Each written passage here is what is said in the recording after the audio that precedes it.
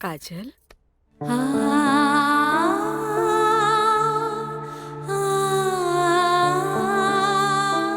अरे इतना रोवे के कोनो जरूरत नहीं है। तोर बाबूजी ठीक बाड़न। अरे वो तो बुखार के कारण ब्लड प्रेशर बढ़ गई रहे। इतना परेशान मत हो, इतना परेशान मत हो। माई, हमरा से बहुत बड़का गलती हो गई। हम एक्सकर्शन में ना गए रहे, बल्कि हम अपन बॉयफ्रेंड के साथ गए रही और वो हमरा के दगा दे गए।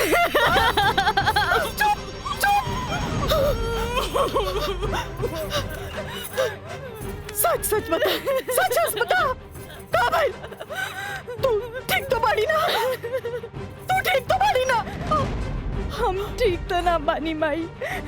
माई, तू हमरा के एक वचन दे कि तू हमरा से दोबारा कुछ ना पूछबे। जो भाई बहुत गलत भाई, बाकी हम अपने आप के ठीक कर ले माई, अपने आप।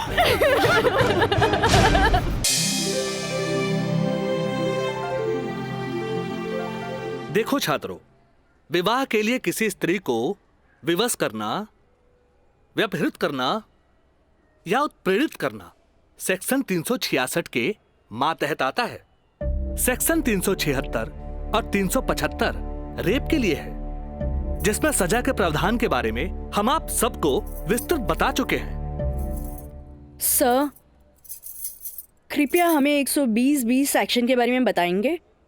बैठो काजल, तुमने बहुत अच्छा याद दिलाया। अब तक आप लोग सेक्शन 362 और 361 के अपहरण से संबंधित प्रावधान के बारे में जाना।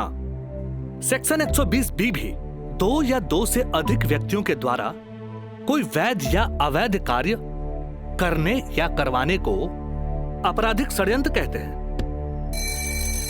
ओह, टाइम इज ओवर। कल इसका विस्तृत ब्यौरा बताएंगे।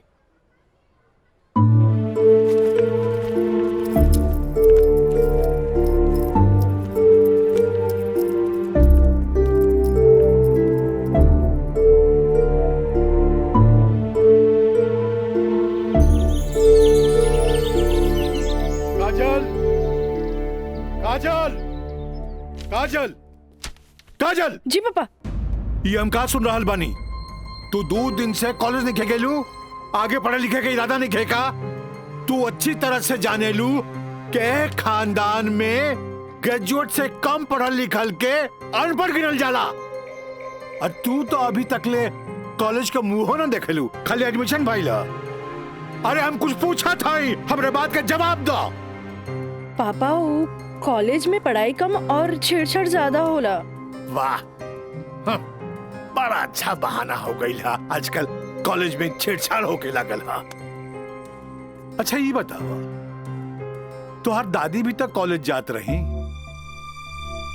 वो घड़ी इक्का दुक्का लड़की सब भी कॉलेज जात रही। और जब तुहार मतारी कॉलेज जाए लगली तो कुछ लड़की लोग जात रहे। वो घड़ी भी तो लड़कन सब छेड़खानी करत रहे। और आजकल तो कॉलेज में आधे आध लड़कियन सब हो गई, तो तोरा के छेड़खानी के बहाना हो गई। कान खोल के सुन ल काजल, हमरा घर में पढ़ाई लिखाई खातिर कोनो बहाना ना चली, बुझलू? काल से तू कॉलेज जाइबू तो कॉलेज जाइबू, समझ लू कि ना? का समझ लू? ठीक बा, ये कि काल से हम कॉलेज जाए। गुड, ठीक है।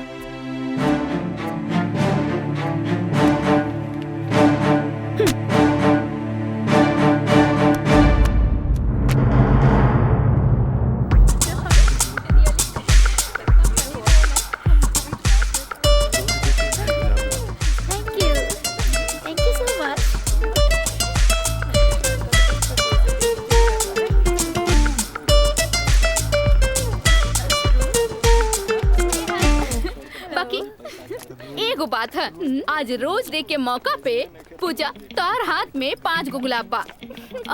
जेमे की 3 गो पीला और 2 गो लाल बा। एकर मतलब चार 3 गो दोस्त और 2 गो प्रेमी है।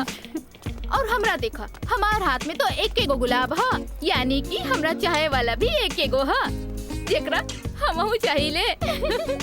ओ एकरा के तो देखा, एकरा हाथ में खाली 2 गो गुलाब के फूल है पीला। हाँ तो ठीक बाना, हमरा के प्यार व्यार के चक्कर में ना रहे के। तू आपन देखा, हाथ में बंडल भर पीला गुलाब, माने की प्यार ही प्यार बेशुमार। तोहरे के मुबारक हो। कितनो प्यार के बेशुमार करत रहा तो हनी के, बाकी रोज डे के मजा तबे आई जब हमनी के प्यारी प्यारी सहेली काजल आई है। हाँ हाँ, काजल के बगैर तो तेरा रहले ना जाला। सही कहा था। अरे हाँ देखा, काजल तो होते बिया। अरे काजल, उन्हें कहा जाता रू? हमनी कखानी से तोहरी यहाँ इंतजार करत रही। तोहार तबीयत तो ठीक बना? तू 2 दिन से कॉलेज ना आइलू? तबीयत की कहा है हमार, हम एकदम ठीक बानी, बस मूड ना रहे, यही से हम कॉलेज ना आई नहीं। अच्छा ई बतावा, आज रोज डे पर एकदम तोर हाथ खाली खाली काहे बा? ना कोनो दोस्त ना कोनो प्रेमी? हमरा ई सब में कोनो इंटरेस्ट नहीं है। ई गुलाब के टोकरी तोरा खातिर भेजले हूँ। ई के भेजले हो? राज बाबू, बैंक साहब कहले हैं कि लाल गुलाब के टोकरी काजल के दे आवो। देख लू तहनी के, आज हमारी प्यारी काजल पर कितना सारा प्यार बरसल वो राज बाबू से। लेकिन हम एक बात कही काजल, ई गुलाब के जैसन मुस्कुराइया, बाकी गुलाब के जैसन बनिया मत, काहे कि ई गुलाब की खुशबू एकर फितरत हा, तो मुरझाए लेकर किस्मत होला। तू ठीक कहलू प्रिया, ई राज के बच्चा के तो देखे के पड़ी। अरे देखे के पड़ी। ए भाई, मैच एकदम नजदीक आ गइल बा, बुझात नहीं खे कि हमनी के जीत पावल जाई, समझला? हे, हार के बात करे बता जो अपना ससुर घर, ससुर के नाती पहले ही हार के बात करता। ये देखा तारे, विक्ट्री है विक्ट्री, विक्ट्री हमनी का हो। अरे पिंटू, एकरा के बता कि हमनी जीतब की हारब? जब तक हमनी के टीम में राज बा, हमनी के केहू ना हरा सकेला। केहू ना हरा सकेला।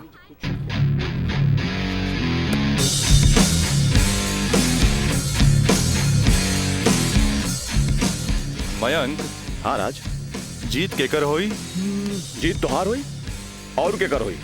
जीत सिर्फ फुटबॉल में ही ना, प्यार में भी हुई। एक से एक टुकड़ा गुलाब का फूल भिजवा देनी है, लेकिन यार गुलाब बहुत महंगा हो गया। अरे 500 रुपया हमारे पॉकेट से लग गई है। समझ गई नहीं तोर नौटंकी। ई ले 1000। पीछे से आवत भी तोहर प्यार और हम चन्नी बाजार। हेलो काजल। हाय, एक सेकंड।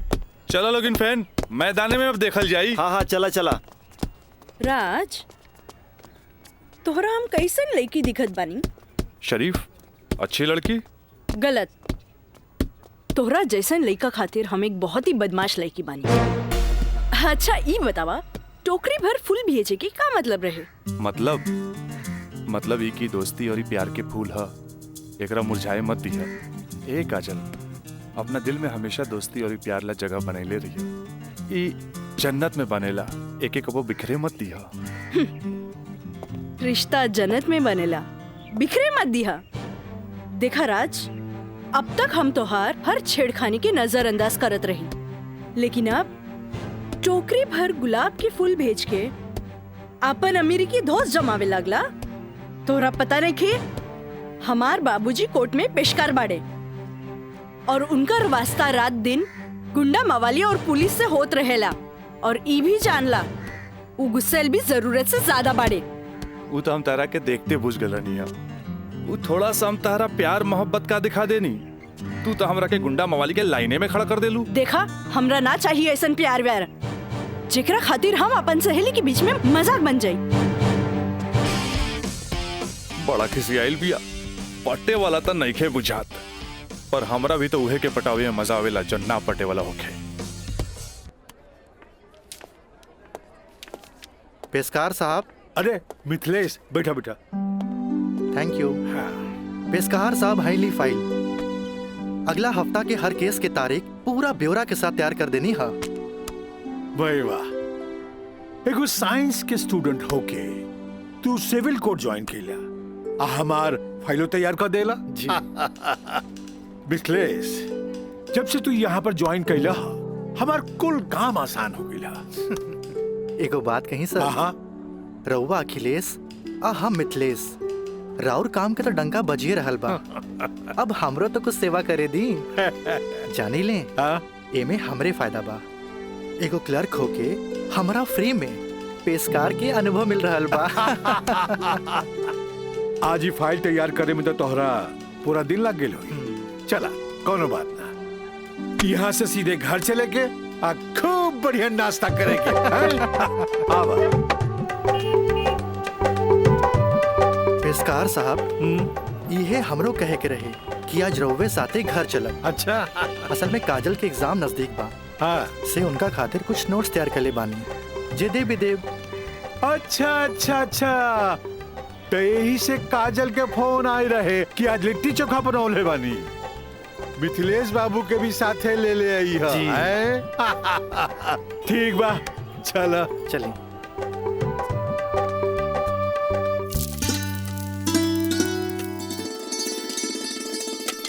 काजल।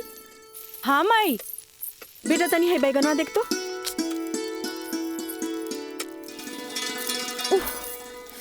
तोर भरता बन जाए ना, तनी दोनों जने के प्लेट में डाल के दिया। ठीक बा माई, तबले हम चाय लेके आवा तनी। ई लिए लिट्टी चोखा।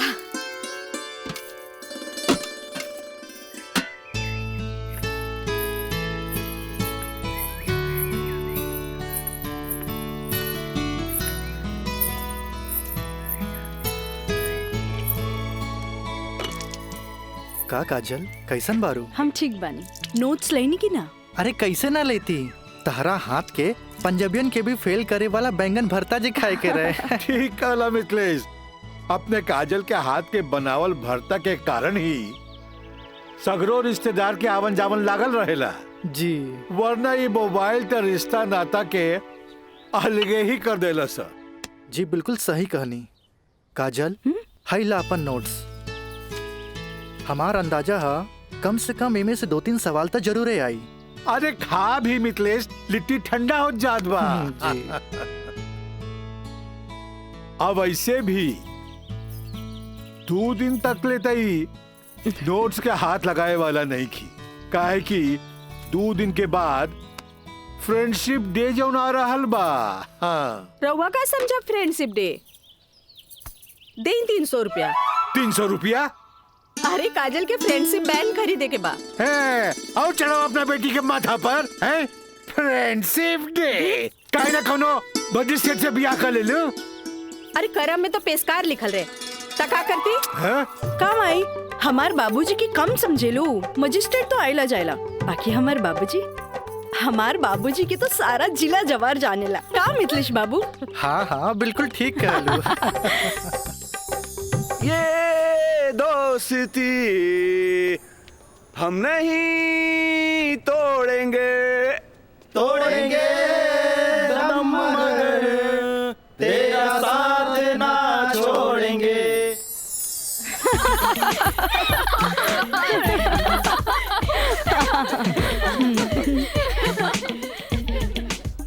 फूल बन के मुस्कुराना भी जिंदगी है, मुस्कुरा के गम भुलाना भी जिंदगी है। क्या बात है। तब मिल मिल के दोस्ती निभाना भी जिंदगी है। अच्छा, हमने के दोस्त तो बरले बानी, बाकी तू कैसन दोस्त की बात कर रहल बाड़ू? ई हमरा समझे में ना आइल। सपना, तू समझ लू का? ना, हमरा तो बिल्कुल समझ में ना आई। वही तो। ई का समझी, बाकी हमरा समझ आ गई। कहा तो बता दी। अरे बताओ। दोस्ती हर चेहरा के मीठ मुस्कान होखेला, दोस्ती ही सुख दुख के पहचान होखेला। वाह वाह वाह। अगर रूठ भी जाए कोई दोस्त त दिल पे ना लेवे के, काहे की दोस्ती त सुख दुख के पहचान होला। और हमार मानना बाकी अगर कोई सच्चा दोस्त रूठ जाए तो ओकरा के त मना लेवे के चाहिए। बिल्कुल सही। बाकी हम एक कर जरूरत ना समझी, काहे कि बुरा दोस्त कोयले के समान होकेला, गरम होके तो हाथ जला देवेला और ठंडा होके तो हाथ काला कर देवेला। बड़ा आए दोस्ती समझावे वाला। तू लोग सुना इनके प्रवचन, हम जाते अरे हैं। तनी रुका तो। ये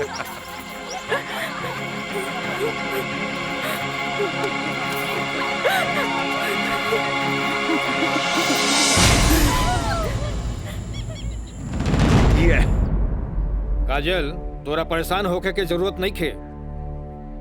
खबर भेजवैनी हा, राज आपते हुई। मे आई कमिंग सर? यस, कम इन। का बात बस सर, आप हमके बोले नहीं हो? हाँ, ई का सुनतानी हम हो, तोरा जैसे स्टूडेंट के वजह से ही कॉलेज के बदनामी हो जाला। को एजुकेशन के मतलब ही ना हा कि कॉलेज में कोई लड़का लड़की के छेड़खानी करे। लेकिन सर, हम कुछ ना सुनने के चाहता नहीं। अब कोई ना कोई स्ट्रिक्ट डिसीजन हमरा लेवे के पड़ी। ठीक बा काजल, तू जा सकेलू। जी सर, थैंक यू। लेकिन सर, हम ऐसा क्या कर देनी है कि काजल आपके लगे हमारी शिकायत लेके आ गई है? शुक्र मनावा कि वो हमारा पास आ गईली। अगर पुलिस के पास जईती त सीधे अरेस्ट हो जाता। बुझला, आजकल ऐसन कानून आ गइल बा कि एकरा में बेलो ना मिलेला, सीधे जेल होखेला। बाकी सर, वहाँ और भी तो लड़का लेके रहे। हाँ, अरे ये तो हम कहे के चाहत नहीं तोहरा।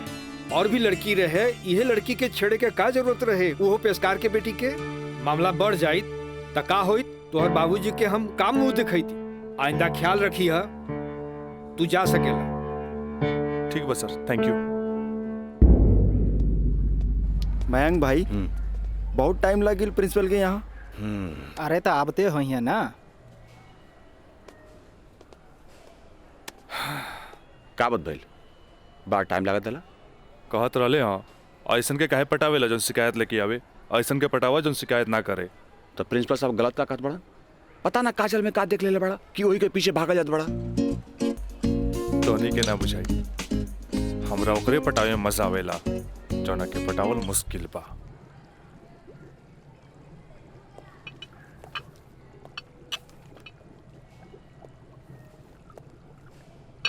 क्या हो रहा है? जी सर। ए पिंकी, हाँ, रिटन एग्जाम तो बढ़िया गए, बाकी लागत है कि प्रैक्टिकल तो हमरा ले डूबी।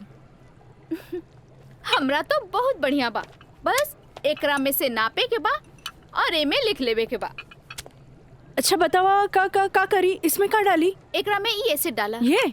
हाँ। पक्का? हाँ।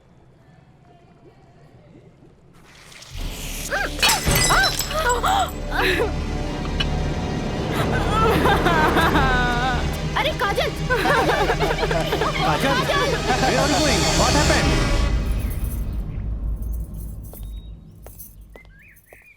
प्रणाम माँ जी। प्रणाम, बैठा। अकेले पेशकार साहब कहाँ रह गइलन? उहे बतावे के बा जे आज उनका कचहरी में देर होखी। अच्छा अच्छा। काजल के आज प्रैक्टिकल के आखिरी एग्जाम रहे, से पूछे के बा कि एग्जाम कैसन गईल। अब देखा बहले तो ऐली ना, कैसन जाए कहा जाए कुछ समझ में नहीं ख्यावत। अभी औते हुई ई देखा। अरे का? अरे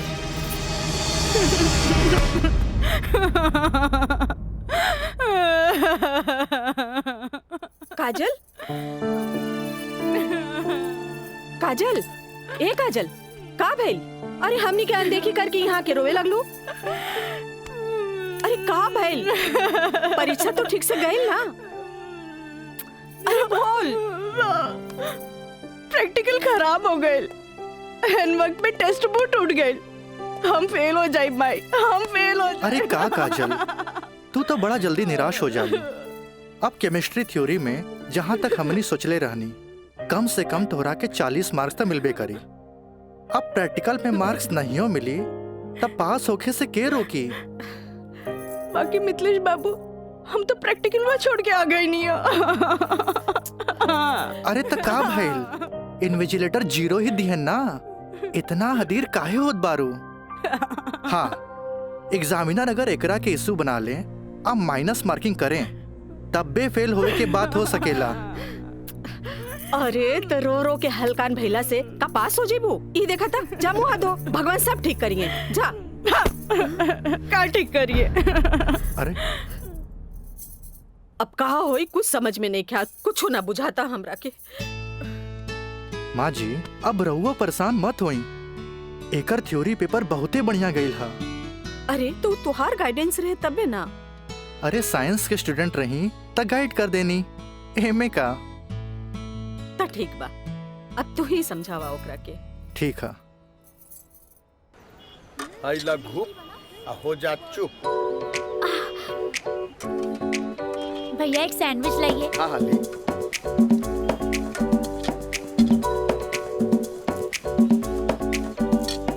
मुझे भी तो दो, और तीखा बा। भैया जल्दी से दो ना, मुझे भी। लेकिन छोला थोड़ा ठंडा हो गया है ना? अच्छा बा, ठीक बा। भैया रायदा अब हमरा के चाहिए बस। अरे खाना यार, कहे अभी से एग्जाम में फेल हो गए का? हाँ कहे चिंता में बड़ू हो? हाँ चिंता ना रही का तोरा नहीं के। Excuse me girls. काजल तू तो बुझाता कि अभी लेक हमरा से नाराज बाड़ू। अरे नाराज तो हमहू रही तारा से, पर हमरा हमार दादाजी के सिखावल एगो बात याद आ गई। कोई भले ही बोए तोहरा ला काटा, तू बोए ओकरा ला फूल। देखा काजल, तू तो प्रिंसिपल साहब से जाके हमार शिकायत कर देलू, पर हमरा हमार दादाजी के सिखावल उ बात याद आ गई। भाई तो उनकर पोते नू, हम जकरा चाही लेनू ओकर पूरा ख्याल रखीले, है ना? देखा है ने, और ये बात के पता तोरा बड़ा जल्दी लग जाई, बुझाइल? गर्ल्स आप लोग के रिजल्ट आ चुकल बा। अच्छा। और ये क्लासरूम में आप लोग का रिपोर्ट कार्ड बट रहल बा। जाई जल्दी चला। अरे जल्दी चला चल। ए काजल, कांग्रेचुलेशन, आपके केमिस्ट्री के प्रैक्टिकल में 20 में 20 मार्क्स मिलल है। Mister Raj, for your kind information हम केमिस्ट्री प्रैक्टिकल एग्जाम ही छोड़ देनी है, ऐसे अपन कांग्रेचुलेशन अपने पास रखी।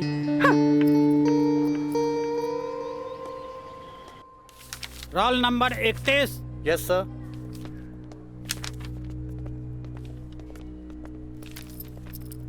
Roll number 32। Thank you sir.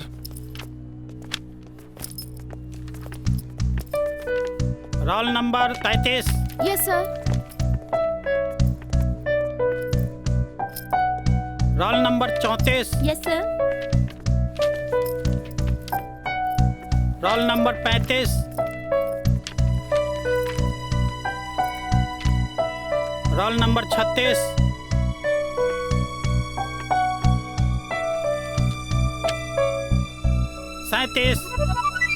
Roll number 38।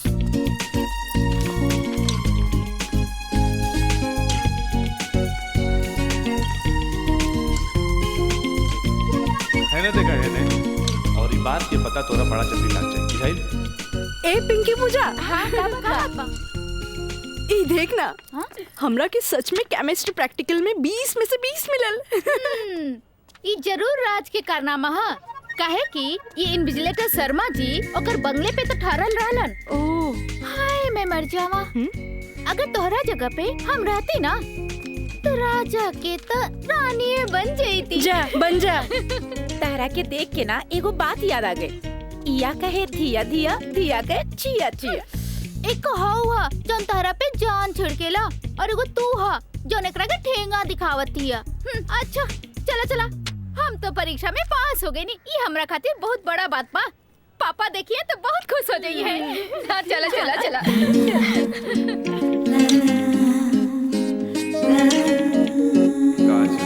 दादाजी के सिखावल एगो बात याद आ गई, कोई भले ही बोए तोहरा ला काटा, तू बोए ओकरा ला फूल। ई ले, अरे भाई अपोजिट टीम आ गई बा, हमनी के का होई? अरे आ गेल त का भइल हो, अभी तो टाइम बानू मैच में। टाइम बा त का एहिजे बैठ के टाइम पास करबा? ए जब हमनी के मैदान में जाएम नु तो देख के थर्रा जाइलो, ठीक बा? अब चला जौन होई तो मैदान में देखल जाई, उहे देखल जाई। चलो राज भाई बॉल दे, तोहनी के इतना हड़बड़ी बना तब बड़ा सन, हम आवाता नहीं। चलो लोग चलो आवा।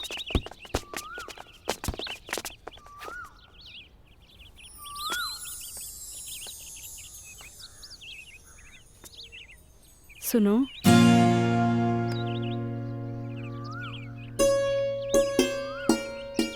सॉरी राज,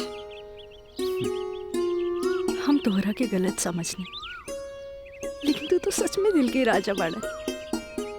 और तू ये राजा के दिल के रानी। ए काजल, हम तारा के बहुत चाहेनी। Thanks for chemistry practical marks. WhatsApp number मिली का? व्हाट्सएप?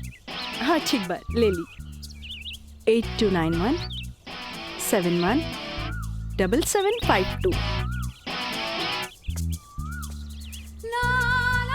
8291717752।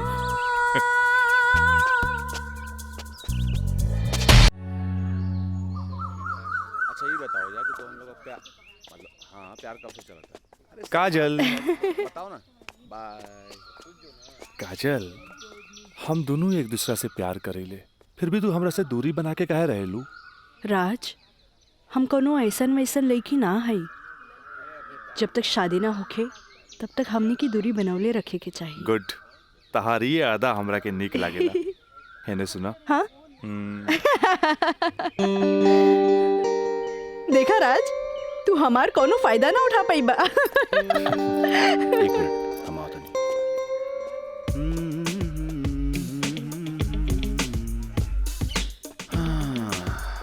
राज यार एगो बात बताई। काजल अब यार हमरा के भी अच्छा लगे लगल यार। हम एगो बात बताई। तू हंसुआ के बिया में खुरपी नियन गीत मत गो। वो तोर भाभी लागी। का लागी? भाभी। चल।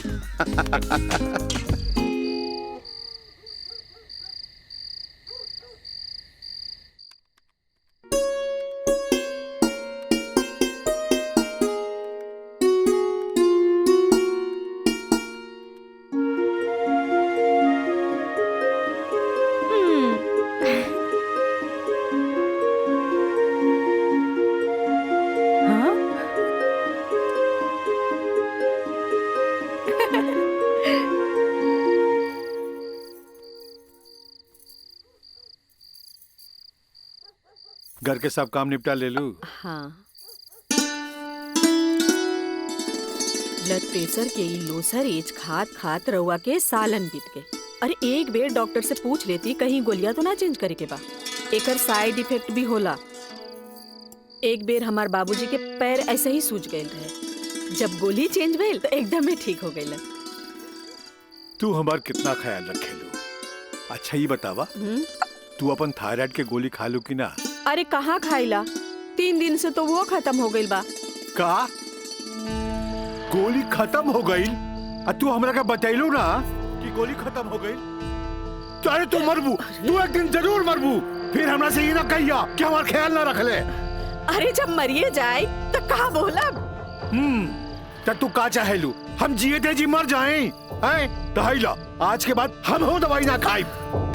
राउर पारा चढ़ गई, हाँ? तलवा के लहर माथा पर चढ़ गई। अरे तलवा के लहर माथा पर ना चढ़ी तो क्या हुई? तू दवाई ना खाईबू तब बिस्तर पकड़बू, फिर घर के चूल्हा चौका घर बाहर के देखी।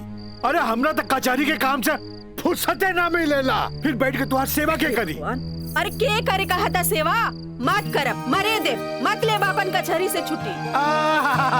तू तो यही चाहता रू कि समाज हमरा के रनवा बन के फिरत देखत रहे। हे भगवान माफ करी हमरा के। अरे तू हमरा के माफ करा। जाई। अब हमरा कोनो जुगाड़ करे के पड़ी। काजल। हाँ काजल के माथा चाटी। काजल, काजल जी का करता रू? पढ़ाई करत रही, वो इंटरनेट से कुछ नोट्स लेत रही। ठीक है काजल, तो क्या हमार क्रिया आज से तो हाथ ड्यूटी है कि तू अपना माई के रोज भोरे भोरे थायराइड के गोली देबू। अरे वो तक खुद मरी है और हमने सबके भी मार दी है। कॉलेज जायलू ना? जी बाबूजी, लाइब्रेरी में पढ़ाई खातिर कल संडे है, फिर भी हम जाए। ठीक ना बाबूजी? गुड, वेरी गुड, ऐसा ही पढ़े के चाहिए, तब तरक्की करबू।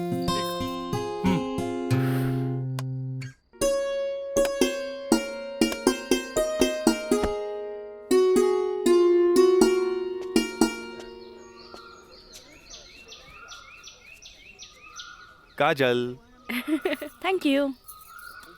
काजल, हम दोनों एक दूसरा के बहुत चाहिए, पर जब हम हमरा फ्यूचर के बारे में सोचिले तो हम देखिले कि हमर बाप के पास बहुत दौलत बा। उनकर दौलत के संभालत संभालत हमार जिंदगी गुजर जाई। हमरा ये आम आदमी नियन नौकरी चाकरी करे के फुर्सते ना मिली। अब बस तू हमरा जिंदगी में हमार जीवन साथी बन के आ जा तो हमार जिंदगी एकदम मजे में गुजर जाई। ए काजल, तू काहे ना अपना बाबूजी से हमरा बारे में बात करेलू? बाबूजी से? ना बाबा ना, हम ना बोल सकेनी।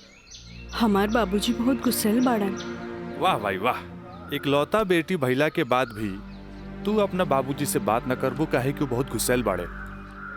और इकलौता बेटा भैला के बाद भी हम अपना बाबूजी से बात ना करब काहे कि वो बहुत पैसा वाला बाड़े।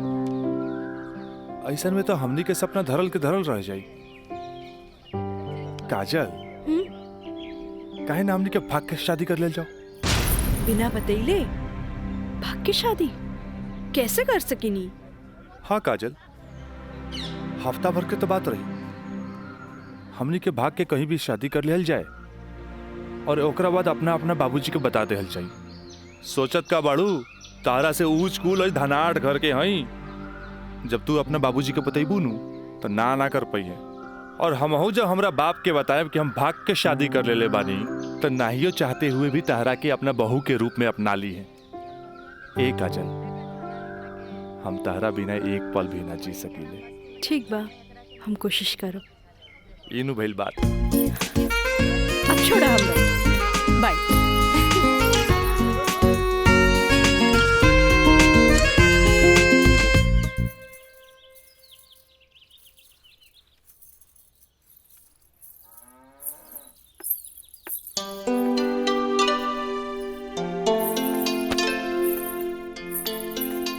काम आई थोड़ा सा आराम नहीं के होत का? जब देखा काम का सिर्फ काम ही करबू। हमारा आराम के छोड़, ई बता हमरा से तोरा के का काम पड़ गई जे हमारा आराम के सोचे लगली? काम आई, हम तो हमेशा सोचनी ना माई।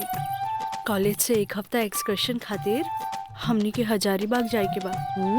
हम डैडी से ये बात नहीं के बोल सकत, परमिशन दिला दे ना माई प्लीज। हमरा के मजौवा के समझ ले ली का? हाँ, अरे हमहू ग्रेजुएट बानी। ई होली में तोरा के कौन कॉलेज लेके जाता? होली तो मार्च में पड़ी, अभी तो फरवरी चल रहा बा। एक ही हफ्ता की तो बात बा माई, प्लीज माई प्लीज। अच्छा, तोर बाबूजी आज ऑफिस नहीं खे गइलन, मिथिलेश के संगे बैठल बाड़े। कौनो शादी में जाए के बा, चल कोशिश करता। Thank you Mai, thank you. Mithilesh, वो कहल जाला ना कि हाकिम के अगाड़ी या घोड़ा के पिछाड़ी ना रहे के चाहिए हैं? मजिस्ट्रेट साहब के इकलौती बेटी के बियाह, यही से हम खुद चलता नहीं तो हम न्योता तोहरे हाथे भिजवा देती। अरे रउआ चलती तो उनको भी खुशी होत। हाँ, लेकिन हाँ? ई का कहतिया? का कहतिया? अरे कॉलेज टूर पे एक हफ्ता खातिर हजारीबाग जाए चाहतिया। ये एजुकेशनल टूर आके पिकनिक? एजुकेशनल टूर बोली ना। ये तो निम्मन बात हो सर। स्टूडेंट्स के बाहरी दुनिया देखल उतने जरूरी है जितना विषय के ज्ञान। ठीक है, एजुकेशनल टूर है तो मैं अलाउ करता नहीं, बाकी नो मटर गस्ती, ओनली पढ़ाई। जी पापा। ये बतावा ये सब में कितना खर्चा आई? 2-3 हजार पापा। तू हमारे से 5,000 ले ला, ठीक है? थैंक यू पापा। चलो तू हमरा के दिखावा कि वो न्योता के कागज तैयारी के लिए बाड़ू। चलो मिथिलेश, हम आवत हैं, बैठो। जी सर जी।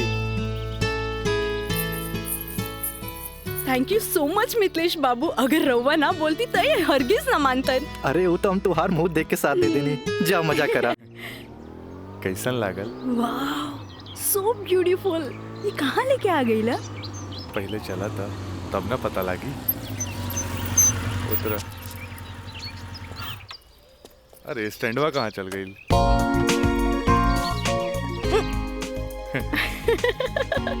बड़ा धांसू सजेले बा। हाँ। चला चली। हाँ तो दा। कहाँ जाए के है? इधर। हाँ इधर। जगह तो बड़ा झकास बा। का यार राज, कब से हम तुम्हारे इंतजार करत बनी, इतना लेट कर तू। मयंक राज मयंक यहाँ हाँ एकरा पहले भेज देनी। इस सारा जे तामझाम बा इस सब के अरेंजमेंट के करी यार तो हम लोग का शादी खातिर एक विद्वान पंडित से बात कर ले बानी। और देखा तोहनी के आराम खातिर यहाँ सारा साधन सुविधा मौजूद बा। और हाँ हनीमून खातिर स्वीट रूम भी बुक कर ले बानी।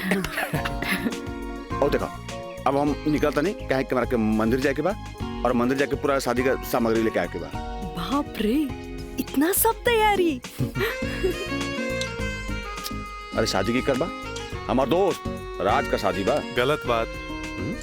शादी होता हमार सपना के शहजादी काजल के राज के साथ। अच्छा देखा यार जो तू पैसा दे रहा ना सब पैसा खत्म हो गए कुल ताम झाम में। ऐसा करा कि हमरा के तू 25,000 रुपया और दे दा काहे कि बहुत सारा काम बाकी बा अभी।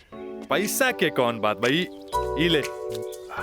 अगर बाबूजी अगर ये शादी करते नु तो लाख के खर्चा लाखों में चल जाई। दोस्त महिम रिश्तेदार पूरा शहर के बुलाईते। और वैसे भी तो बाबूजी जब रिसेप्शन पार्टी दी है तो जाई खर्चा बढ़ी। अच्छा हम निकल रहे हैं बहुत सारा काम बाकी बा। ठीक बा तू लोग आराम कर। चलो बाय बाय बाय। तो काजल अब तक गला लगाईबू नु यहाँ तो यहाँ के जाना था हमनी के। ओ Raj I love you. I love you too. जुबान निकालिए बंद कीजिए। ठीक है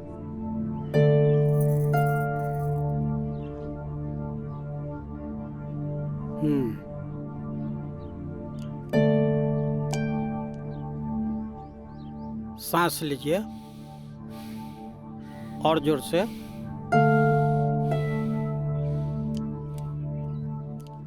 घबराए के कोई बात नहीं है।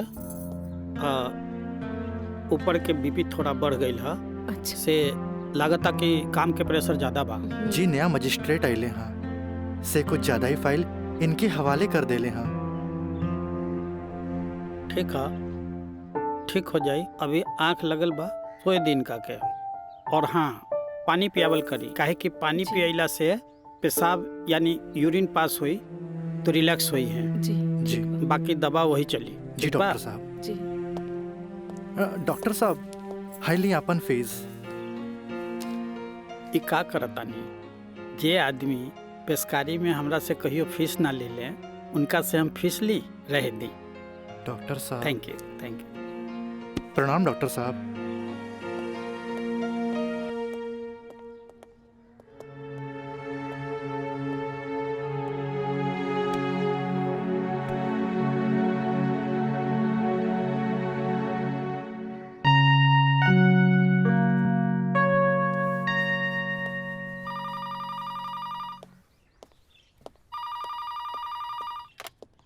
हेलो हम काजल बोले तानी। हाँ काजल बोला कैसन बारो। माई बाबूजी कैसन बाड़न। बाबूजी के तबीयत खराब बा। बीपी बढ़ गई हा से सुतले बारन उठाई का। हाँ नहीं छोड़ दी यहाँ सब ठीक बा। आप कैसन बानी। हाँ हम तो ठीक बानी। माई के बुलाई का ना रहे दी आके हम सरप्राइज दे। Okay bye. Okay bye. केकर फोन रहे। काजल के। अच्छा वहाँ के ठीक बारी। अच्छा खोज खबर लेत रही। अच्छा माँ जी हम चलत तानी सांझ के फिर से आ जाए। ठीक बा।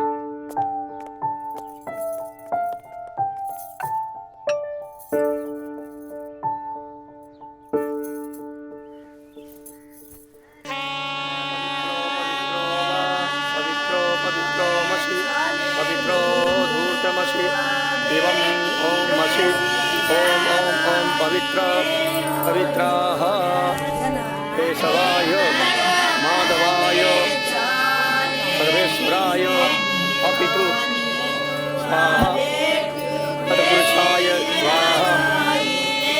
ओम नमः स्वदन्ताय सहस्राक्षाय सहस्रपदे पूर्वशे पवित्रमशे सर्व ऊर्ध्वमशे चन्द्रमशे ओमाय ओम ओम ओम ओम ओम बुधाय ओम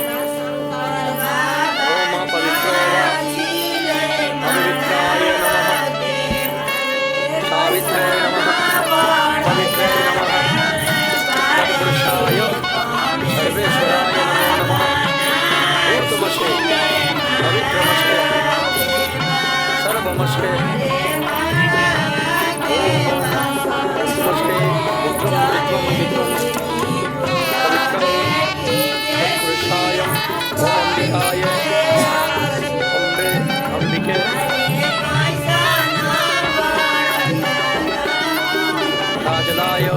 राजाय नमो नमो नमो नमो विवाह संपन्ना भवतु।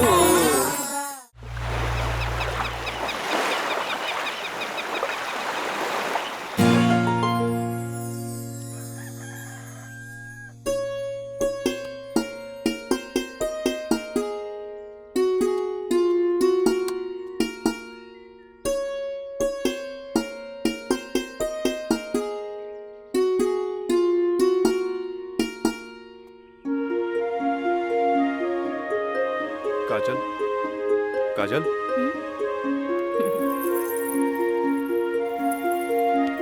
Good morning. Good morning. उठे के मन तो हमरो ना करत रहे, पर खाली सुतल रहला से जिंदगी ना नु चली। चाय ले लो। हैं? गर्मा गर्म चाय मयंक अपने हाथ से बनेले बन। ए ओ कुछ ना, सिर्फ भाभी खातिर और ई गर्मा गर्म चाय। काजल इस शादी ब्याह में कुछ ज्यादा खर्चा हो गई। हमरा घरे जाए के पड़ी। वो कहा कि अपने बाप से कुछ पैसा भी ले ले और उनका के इस शादी ब्याह के बारे में बता के पटा भी ले। आखिर तेहरा के ले जाके उनका आशीर्वाद भी तो दिलावे के बा। लेकिन तबले हम कहाँ रहब? अरे यहाँ रहबू, तहारी देवर बानू मयंक। हाँ? का मयंक भाभी का ख्याल रखबे ना? बिल्कुल बिल्कुल ख्याल रखब। ये ले पैसा। अरे और वाह। यहाँ के सब बिल उल चुका दिए। बिल्कुल भाभी, टेंशन ले लगा, कोनो जरूरत नहीं के, हम बगल वाला कमरा में बाड़ी। और हाँ, तू चाय पी के फटाफट फ्रेश हो जा और जन खाए पिए गई ऑर्डर दे दिया। ठीक ठीक बा। और हम रात से छोड़ के यूं आवता नहीं। तू चल, हम आवता नहीं। चल। ए काजल,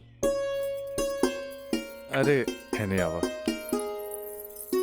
कल साझे लिख के तो बात बा, हम यूं गई नहीं यूं आई नहीं।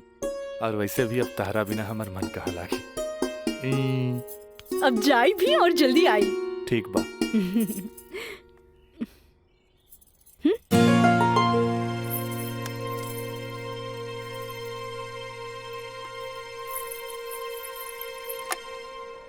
हेलो।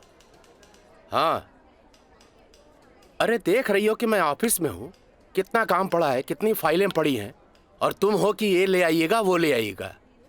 हद कर दिया तुमने यार। मैं कम इन सर? कम इन। अखिलेश बाबू कैसन बाड़न? जी बीपी तो कंट्रोल में हा, बुखार के वजह से थोड़ा कमजोरी आ गई हा, यही से शुक्रवार तक के छुट्टी के अर्जी दे ले हा। कोनो बात नहीं के, दिन रात काम करे वाला आदमी के अरे थोड़ा बहुत आराम तो चाहिए ना। जी कह दिया ऑफिस के चिंता न करे जी, जब वो ठीक हो जावे तबे ऑफिस आवे। ला एकरा के फाइल में लगवा दे। थैंक यू सर।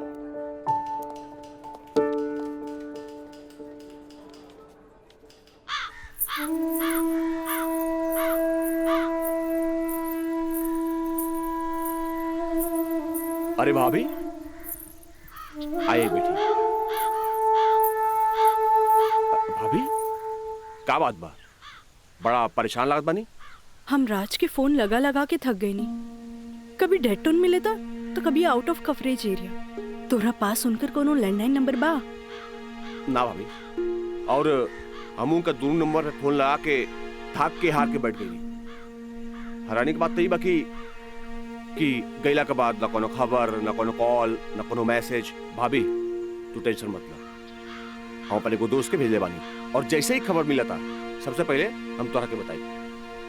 ठीक बा, हम अपन कमरे में बानी। अरे भाभी घबराए कोनो बात नहीं की, हम बानी ना।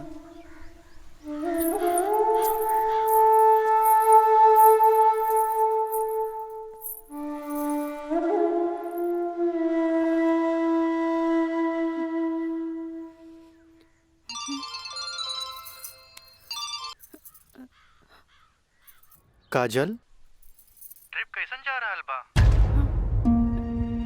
ट्रिप ठीक बा। का बात बा, तोहार आवाज में खनक नहीं खे? नहीं, ऐसा कोनो बात नहीं खे। हमार मतलब सब ठीक बा।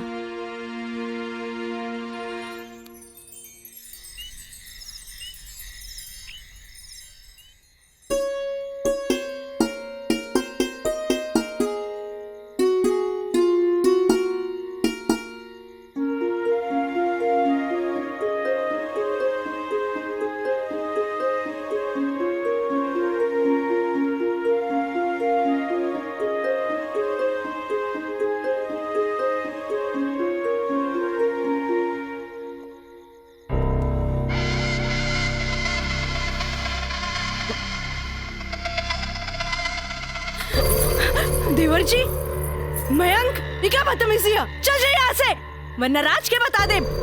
किसे? राज से?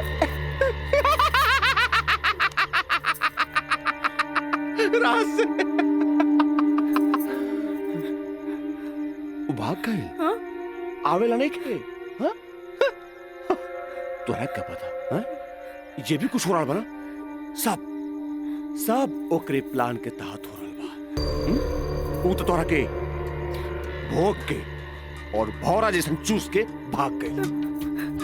काजल, पता बा, जब तो के पहला बार देख ली, तू पहली नजर में हमके पसंद आ गई। हम तो के दिल से चाहे लगे। काजल, आज दिल से चाहे लगे। तुझे कहा तारा का सच बा? सच ना, 16 आना सच बा। ये बात हम तुझसे बहुत पहले बता दी थी, लेकिन क्या करी, ये मेरी हमार मुंह बन के तरस। देखा, तू गरीब, हम गरीब, हम तो क्या अपने काजल? हाँ, हमसे ब्याह कर ला, हम तो क्या बोले, हम तो क्या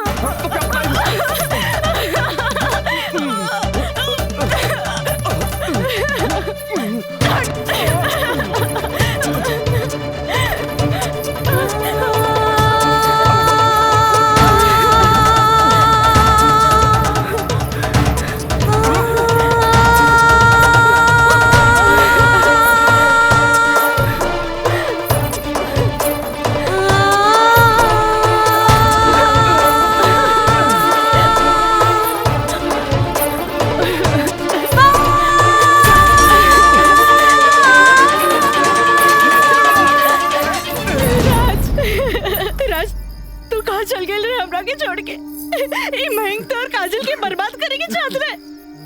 तू बोलत काहे नहीं कि राज बोली ना।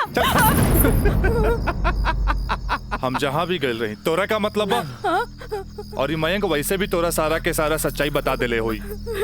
ये हमार बदला है काजल, बदला।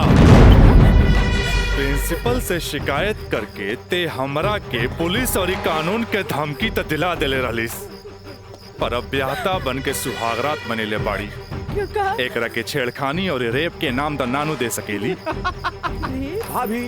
भाभी देख ले लो, हम कितना गला फाड़ के चिल्लाता रही। भाभी, हमसे ब्याह कर ला, हम तो जिंदगी भर साथ निभाई, लेकिन ना तोहार तो खोपड़िया में औते ना रहल। देख ला, ठीक है, तो कहत आई। हाँ? एक काजल, तू मयंक से ब्याह कर ले, ऐसे भी एकरा हमार जूठन खाए की आदत बा। तू अब बस हमारे को जूठन बारू, जूठन।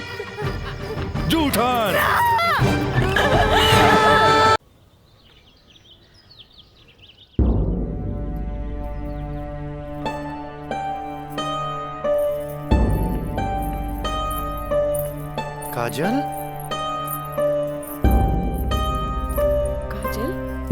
कहाँ भइल मई बाबूजी के? अरे ये ठीक बाड़न, दवाई खा के सुतल बाड़न। रुका, हम उठा देता नहीं। ना मैं रह दे, आराम करी दे।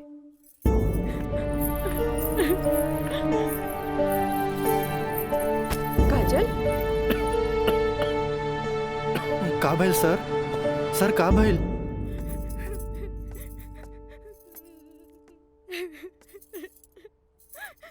काजल,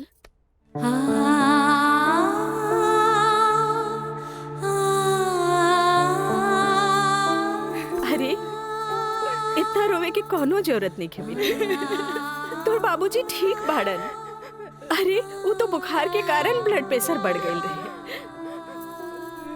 इतना परेशान मत हो, इतना परेशान मत हो। माई,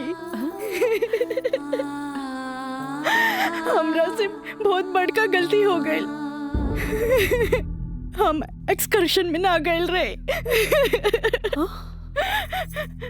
बल्कि हम अपन बॉयफ्रेंड के साथ गए रही, और वो हमरा के दगा दे गए।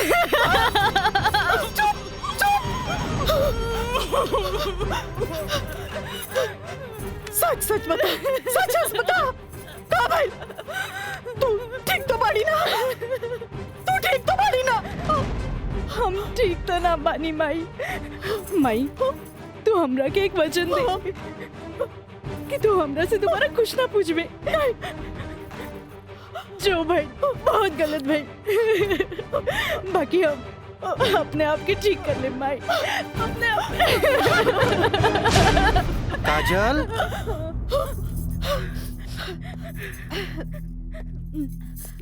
काजल, बाबूजी तोरा के बुलावत आ रहे। हाँ चल।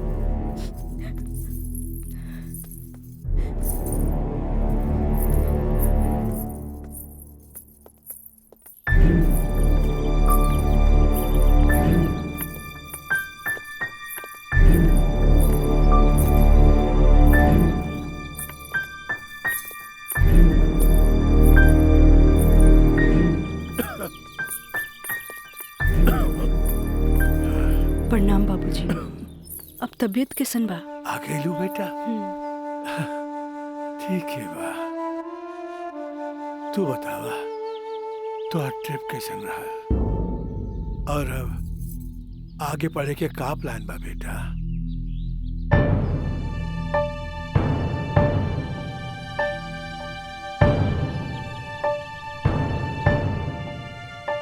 बतैलू ना बेटा? पापा हम वो साइंस ना पढ़ के लॉ पढ़े के चाहता नहीं। तो ओकरा में का बात है बेटा? विषय कोनो खराब ना होखेला, पर जरूरत है तो ओकरा में अच्छा करेके। अगर तू लॉ ज्वाइन करे के चाहता रहो तो लॉ ज्वाइन कर ला।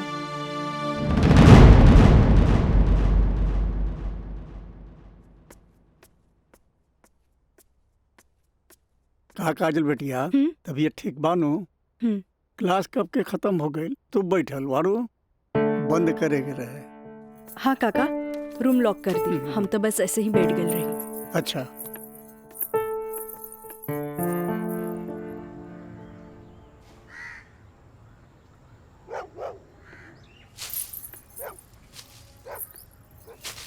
काका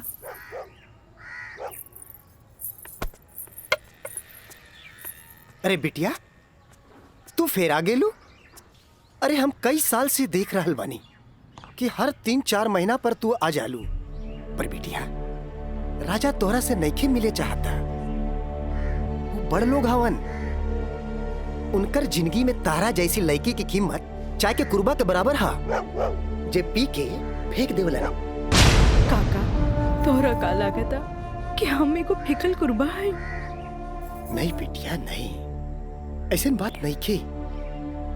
जे हम देखिला से बताइनी बिटिया, हम उनकर घर के नमक खैले बानी। फिर भी जब जब तू आइलू हम उनका बताइनी, पर राजा बाबू है कि एक कान से सुने ना और चल जालन। पर बिटिया, हम वहां के नौकर हैं। फिर भी अगर हम तारा काम आ जाई ना तो हम अपना के बहुत खुश नसीब समझब। काहे कि तू जब जब आवे लुनू हमारा देखल नहीं जाला बिटिया। काका अब की बार उनसे कह दिया कि काजल आखिरी बार आयल रहे, एगो घड़ा रहे जेकर पानी ऊपर तक भर गई।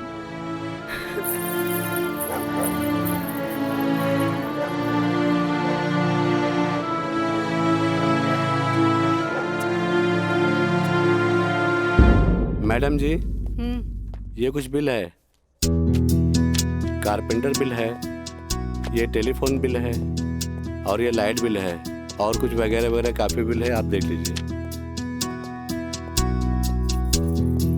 माँ, ये मैनेजर साहब तारा के महीना भर के बिल और खर्चा के हिसाब दे देले। अब तू उठबू, उठ के जईबू, अलमीरा खोलबू, चेक निकलबू, फेन आके बैठबू, तब साइन करबू। हमरा माई के कितना काम करे के पड़ी। यही ला हम सोचने की काहे ना चेकबुक वाले के हम ही आ जाई। नीमन कैला।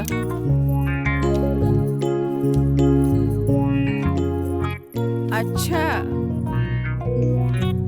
तो तू एम्मा अपन 50,000 का चेक पहले से भर ले बाड़ा। तभी तो हम समझे कि माई के इतना मस्का काहे के माई अब तू ही बताओ कि इतना अमीर बाप के लड़का हई तो दोस्त महिम के टाइम टू टाइम पे पार्टी तो देहे क्यों पड़ी ना देव तो हमरा बाप के ना कट जाए की ना का मैंने सब बिल्कुल राजा बाबू। जी ले अपन बाप का ना कोच कर। इनु भाई हमरा दुनिया के सबसे बेस्ट माई वाला बात। लव यू माई।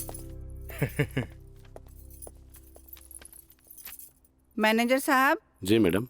इस सब रसीद आप एक साथ पूरा बिल कह के हमरा के दें, हम एक एक गो चेक काट देते हैं। जी मैडम। ठीक है जी मैडम।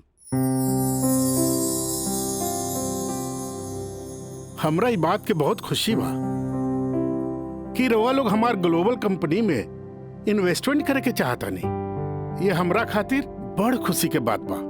बाकी हमरा भी कुछ देखे के चाहिए ना कि हम दिन दुगना रात चौगुना करके रवा लोग के पैसा लौटा दे ताकि मार्केट में हमार साख बनल रहे। Of course. Excuse me gentleman. बाबूजी हाँ आप हमरा से वादा कैले रहनी कि आप हमरा नया कार किन के देब। अब हम खटारा हम ना चलाएं बुझाइल नु।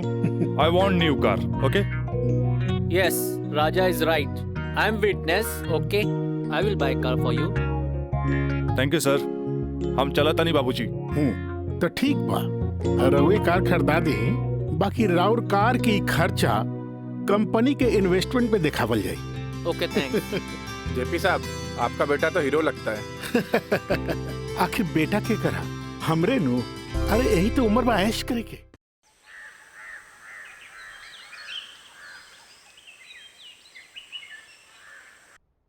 काजल जी तारा के देख के हमें 4 साल पहले का काजल याद आवतिया। याद है तारा के मिथिलेश के साथ डरत डरत तू हमरे चैम्बर में आ ललू लॉ कॉलेज में एडमिशन खातिर हैं। ई कानून के पढ़ाई कैसे एगो लड़की के बहादुर और समझदार बना देवेला। काजल हम चाहता नहीं कि पहला केस तू खुद अपने लड़ा कैसन रहे। लेकिन सर तू घबरा मत। हम तारा बारे में केहू से कुछो न कहनी है। देखा ये वकील लोग अपने क्लाइंट का सिक्रेसी अपने साथे चिता में ले जाला। बैठा। हाँ तो केस ये है कि मुवक्किल एक गरीब लड़की है जेकरा के शादी का झांसा दे के पहले भोगल गए और बाद में जूठन की तरफ फेंक दी। वो दहेज के केस न कर सकत रहे काहे कि वो गरीब रहे। रेप के केस न कर सकत रहे काहे कि वो अपने घर वालन के मुंह पर कालिक न पोते के चाहते। वो प्रताड़ना का केस भी न कर सकत रहे काहे कि वो घर में कब्बो रहली नहीं। अब वही मुवक्किल का केस तुमके लगे। अब वही गरीब लड़की का केस एक पढ़ा लिखल समझदार वकील के लड़ेगी। काजल हमरे नजर में तू एक मर्द लड़की बाड़ू। हमें फख्र बा कि तू हमारे असिस्टेंट बाड़ू। आई एम प्राउड ऑफ यू बेटा। जी सर थैंक यू।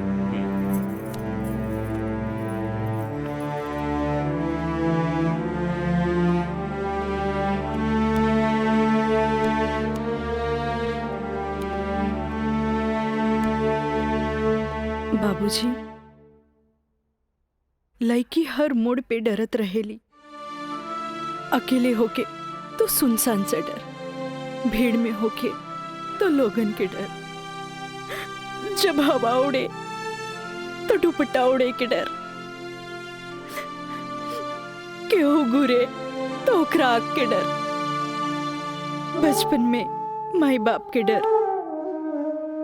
बड़ होके तो भाई से डर। सिर्फ डरत रहेली, तब तक डरत रहेली जब तक ओकरा जीवन साथी ना मिल जाए।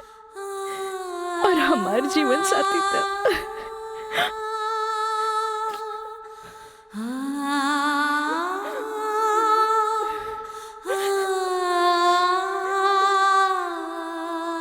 बाबूजी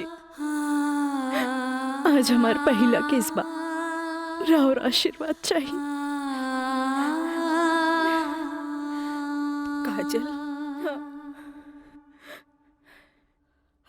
माई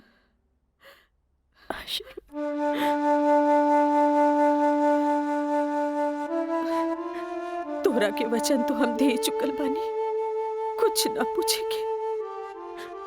बाकी जौन काम में तू लगल बाड़ा, हमारा आशीर्वाद बा तोहरा के कामयाबी हासिल हो। चल।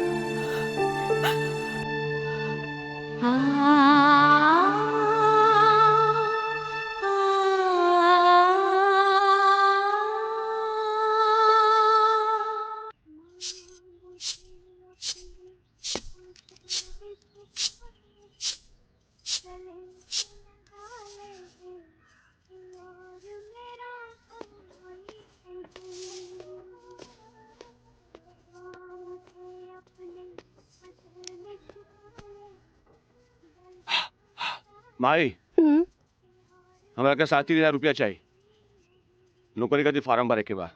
का है वो तो हाथ दोस्त राजा, वो ना करेगा तोरी मदद। भाई अब हमारा के केहू को मदद की जरूरत नहीं है, खुद नौकरी करे के बाद, कमाए के बाद, कुछ बने के बाद। यही तो हम कहा था नहीं, उम्र हो चलल, नौकरी ना करबे तो कौन बाप अपन छोकरी तोरा से ब्याही। हमरा का, हमार जिंदगी के का, आज है कल ना रहे, फिर बहुत हो गए भाई, चल पैसा दे। दे पैसा, तोरा से मुंह लगाए बेकार है। पैसा पैसा पैसा। हाँ हाँ दे। देता नहीं।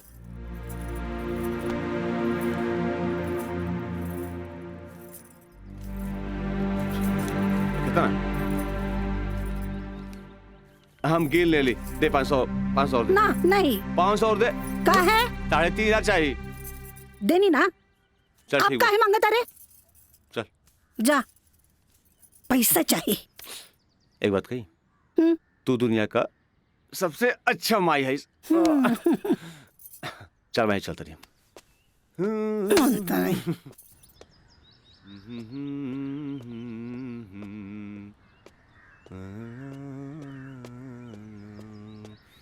मयंक, काजल, तू इतना दिन बाद यहाँ? हमरा तोरा से कुछ बात करे के बा। चलो घर बैठा। यहाँ ना, चलो कॉफी डे में बैठल जाए। Coffee day? अरे सोचा मत, हम पियाई कॉफी तोरा। चलो ठीक। चलो।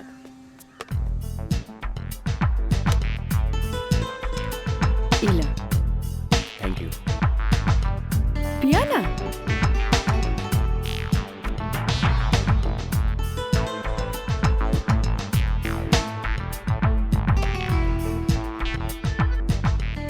काजल, आज तोरा के यहाँ देख के बहुत अच्छा लगा था। और एक बार बताई, पिछले 4 साल में कौनो ऐसा दिन ना गुजरल, कौनो ऐसा पल ना गुजरल जिसमें तो के याद ना कैलो। अच्छा कोई छोड़ा, ये बताओ कि आज हमार कैसे याद है? पहले हम अपन अतीत से लड़त रही, लेकिन अब हमरा लागता कि हमें सेटल हो जाए के चाहिए। बाकी तो ही बा कि के अपना ही हमरा के।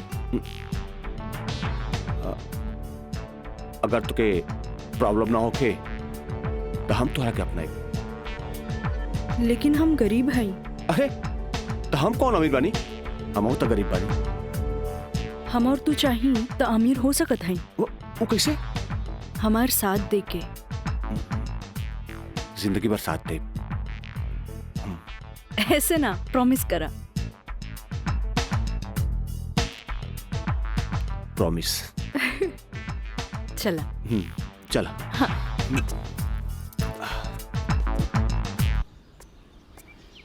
मितलेश जी, कोनो देर तो ना भइल? अरे ना बाबा, पहले ई बतावा भइल का? मयंक से साथ देवे की वादा ले लेनी है। अब तू अपन मिशन में कामयाब जरूर हो जाएगी। आगे देखी, लेट्स गो।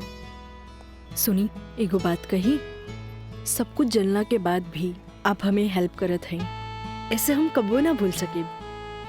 पहले तो ना, पर अब सोचे लगनी है कि जिंदगी के हर लम्हा में आपकी जरूरत पड़ी। चल आप चली तोरा घरे छोड़ दी।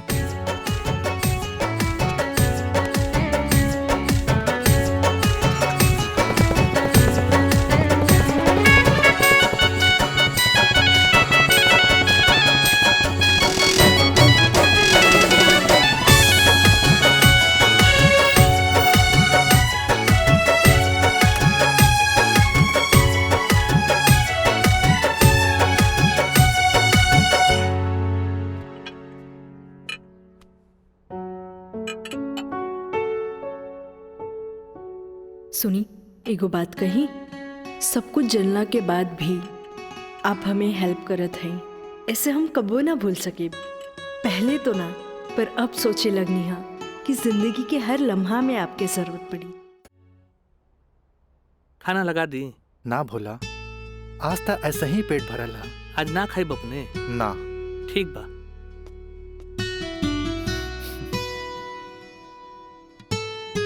मैं पंडित देवी दत्त शर्मा। का कहनी है? देवी दत्त शर्मा।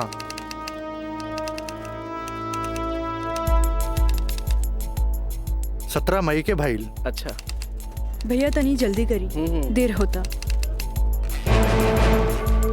ली दी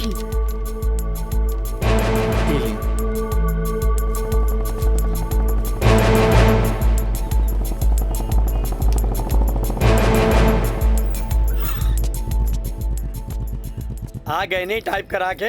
जी। लाइन लाइन दस्तखत हम कर दी। एली।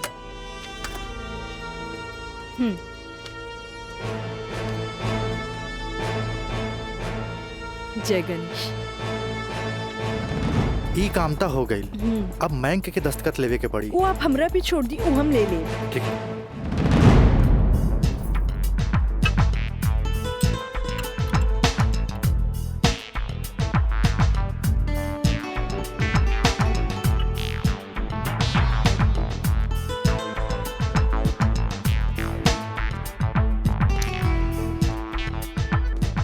हेलो।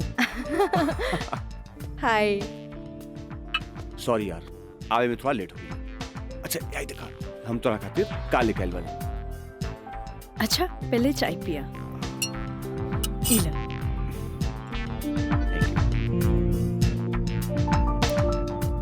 अंगूठी सोना के? हाँ। वो है इतना हल्का? मन तो रहे कि हीरा के लेके आई थी, लेकिन का करे, पैसा का तंगी। अच्छा ई बतावा, खुशहाल जिंदगी जिए खातिर तोहरा कितना पैसा चाहिए? 20 लाख। अगर हम तोहरा पूरी 50 लाख दी तो कैसन रही? उसे ही रही। समझ ला अनार के आंख मिल गई। तो चला फटाफट ई पेपर पे साइन कर दा। अरे पढ़ा मत, यही से हमनी करोड़पति बन जाए। हाँ, हाँ ल। ठीक है। डॉलर भी कदम तो गिरब तो हर बहिया में ना।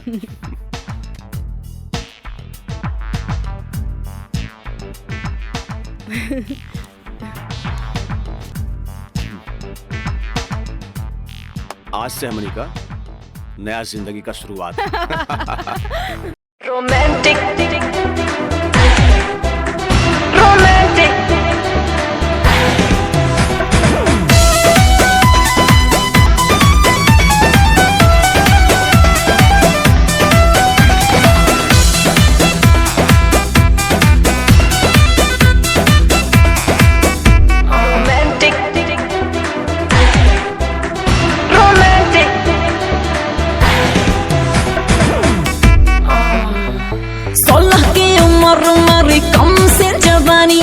खोज रही हूँ ऐसा मुंडा जो हो खानदानी।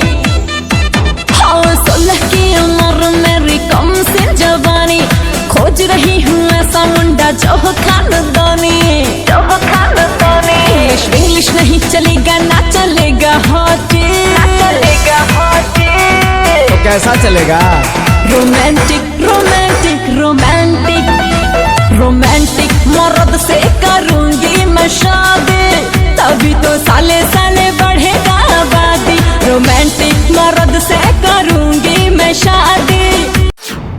मीना, मंजू, रेखा कस्तूरी के डांस देख के कुछ समझ में आयल? अरे सरकार के देख के बाजार बदल जाला, बाजार के देख के साहूकार बदल जाला, आ घोड़ा के देख के सवार बदल जाला, शिकारी के देख के शिकार बदल जाला। ऐसे ही मेहमानों के बदले पे सत्कार के भी बदल देवे के चाहिए। अरे पहले के जमाना कुछ और रहे कि मर्द नाजो आदा पर लुट जात रहे, लेकिन अब जमाना बदल चुकल बा। आज के जमाना के मर्द सबके कमर तोड़ नाच पसंद आवेला। जितने कमर हिलैबू और सीना झटकैबू, मर्द उतने जल्द तोहार दीवाना हो जाए। दिखाओ करके। अरे ऐसे ना, ये देखो। कस्तूरी बाई, कस्तूरी बाई। चाहे नसीब, चाहे नसीब। तक लिया। बहुत दिन बाद तशरीफ लनी राजा बाबू। भला ऐसे भी केहू केकरो भूल जाला? आए, बैठो।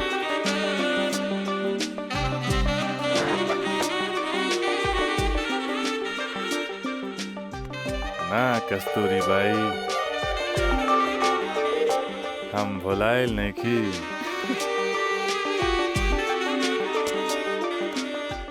वो तो बस हमार शादी होके वाला बा। ओकरे तैयारी खातिर हम अपना माई के संगे खरीदारी में बिजी रही। फुर्सत पाते तहरा लगे आ गई नहीं। अच्छा एगो बात बतावा, कौनो बेहतरीन डांसर बा हमरा बियाह में नाचे खातिर? बानो, एगो नया परिंदा बा। हाँ। मंजू, राजा बाबू का उहाँ ले जा जहाँ आज निराली का प्रोग्राम होता। आई जाए।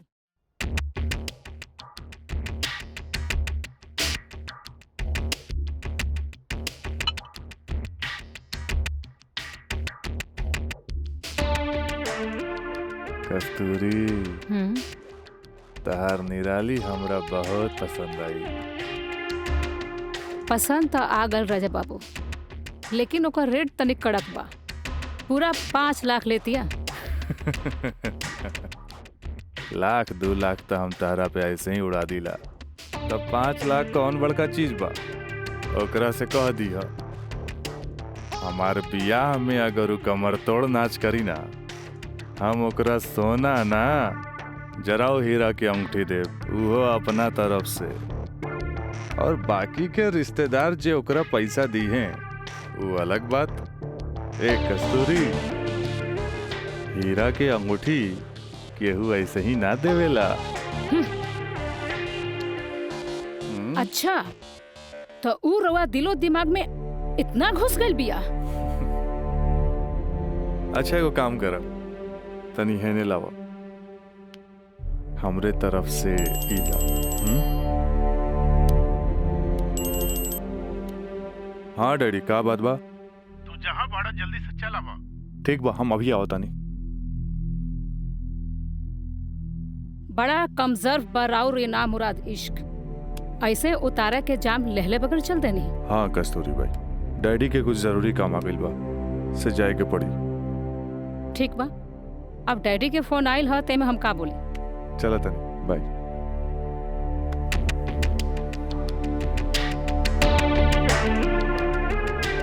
हीरा के अंगूठी तो दे गई, लेकिन तेरा दिल में गड़ल निराली के तीर निकाले के पड़े।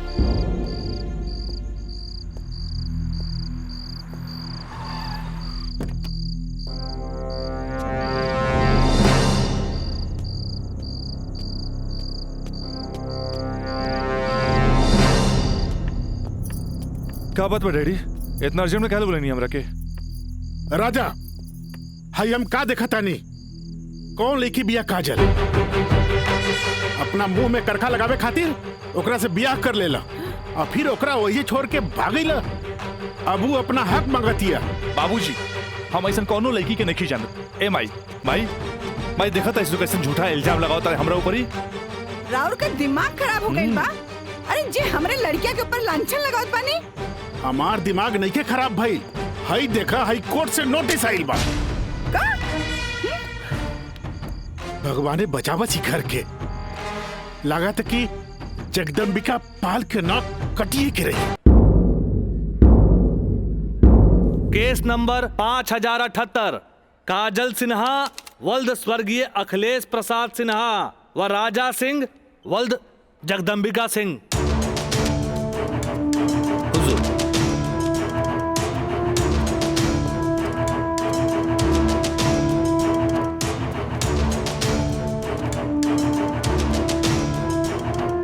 सर ये एफिडेविट के कर गवाहन के। अच्छा ठीक है, जग बेटा। मिलॉर्ड, असल में ये एक अमीर आदमी के प्रताड़ित करे वाला केस है। साथ में पढ़े वाला 2 बालिग दोस्त के आपन मर्जी से हम बिस्तर होए के केस है। I object milord. हमार फाजिल दोस्त एकदम बेकार का बात कर रहल बड़न। सच्चाई तो यही है कि हमार मुवक्किल काजल कबिया राजा के साथे बाकायदा मंदिर में भैल रहे और यह 2 गवाहन के एफिडेविट। एगो राजा का सबसे खास दोस्त मयंक और दूसर बियाह कराए वाला पंडित। आप देख ली। 4 साल बाद हमार फाजिल दोस्त के मुवक्किल कहाँ रहले? सच्चाई तो ई बा जज साहब कि हमार मुवक्किल राजा के शादी रोक के रुपया ऐठे के एगो षड्यंत्र बा, षड्यंत्र। शादी? कैसन शादी? अरे राजा का शादी तो पहले ही हो चुकल बा। अगर दोबारा शादी भइल ना तो तोहार मुवक्किल जेल जाई, जेल। बस जज साहब बस, हमू इनका से यही पूछा तानी कि आखिर ये किस्सा 4 साल बाद ही काहे उठावल गई, बताई? हम बतावा तानी जज साहब।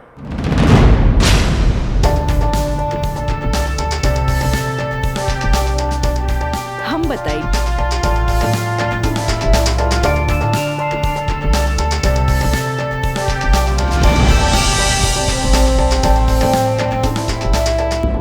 मिलॉर्ड, हम चाहेब कि ये केस हम खुद लड़ी।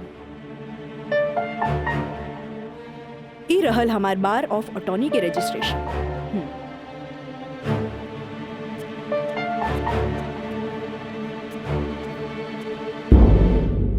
ओके, you can proceed. Thank you sir. आशीर्वाद दी। खुश रह। चल। मिलॉर्ड, बचाव पक्ष के वकील बार बार पूछा तारे कि 4 साल हम कहाँ रही। मिलॉर्ड, 4 साल इनके मुवक्किल राजा जैसन तमाम मुजरिमों के सजा दिलावे खातिर ई चोंगा बहुत जरूरी रहे।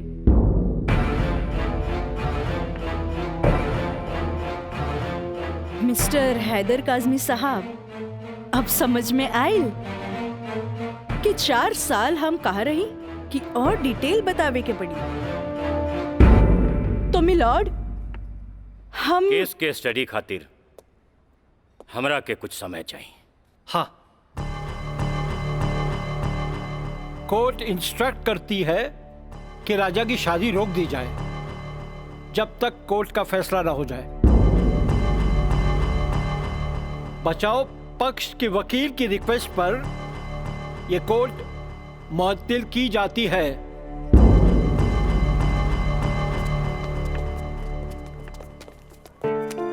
बहुत सही किया। देख के घबरा गई, तुरंत चल गया। बहुत अच्छा।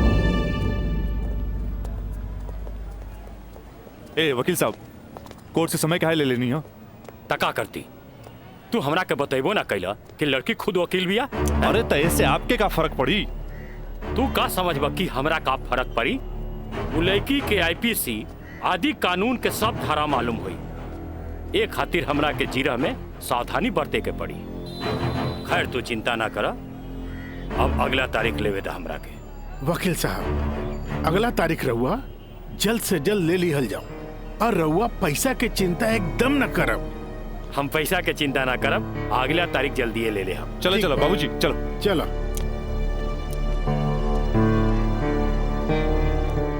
हेलो, हाँ, अब फिक्र करे के बात नहीं के।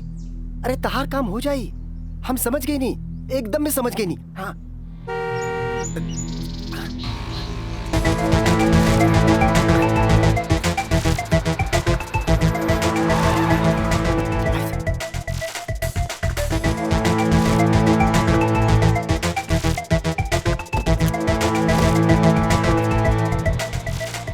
हटा ना, ये पाइप पे कर दिया बे। रखा था नहीं। हाँ।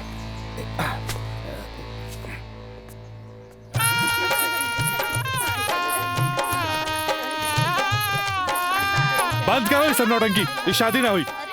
अरे हटा यार, फेंक ये सब, हटा। अरे ऐसे ना शुभ बात काहे करता रहा? हम सही कहा था नहीं भाई, अभी भी ना हुई। अरे ई का, अरे तो हर दिमाग खराब हो गई लगा। बियाह करे से पहले हमरा से पूछ लेना रहा का? आए का जरूरत है ऐसा बियाह करे के? का करती वैसे ना मानत रहे तम कानून से बचे के खातिर बियाह के नौटंकी कर देनी। तो जाके ओकरा बुला करके घर लिया बा। अरे बाबूजी अगर ऐसा ला के खड़ा कहीं नू तो ऐसा कितना पतों से तारी घर भर जाई बुझाइल। तो फिर का करबा तू? अब हम देखे हमरा का करे के बा। बहुत हो गई, बहुत हो गई। हटा हटा सब। देखा देख रहलू ना तू, एकर दिमाग चल गई बा।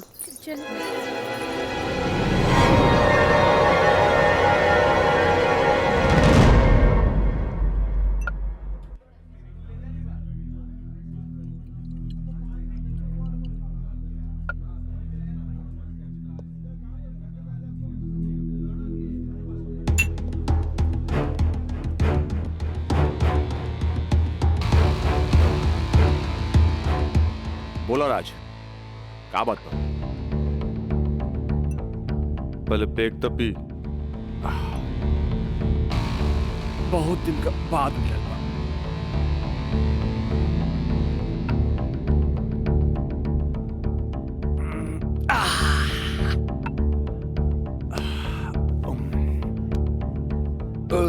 अब बतावा का बात बा?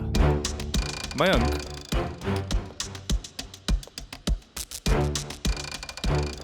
भाई तोरा अपन बयान बदले के पड़ी। एफिडेविट के बाद भी? दोस्ती खातिर।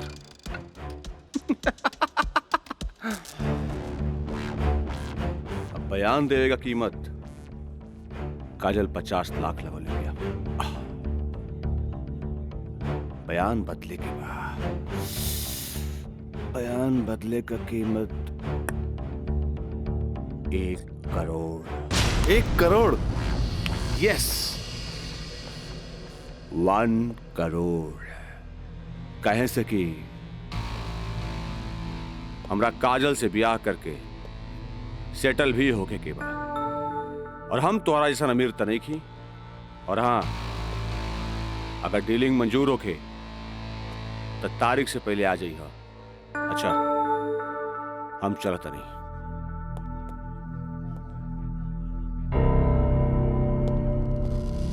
हमार बिल्ली हमरे से म्याऊं।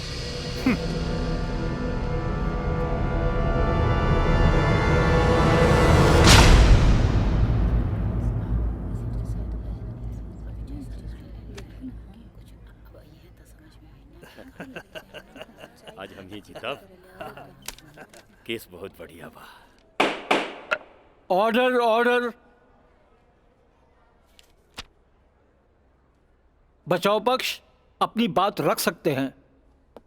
योर ऑनर, बचाव पक्ष के हमार मुवक्किल राजा के हम कटघरा में बुलावल चाहब। ओके, यू कैन।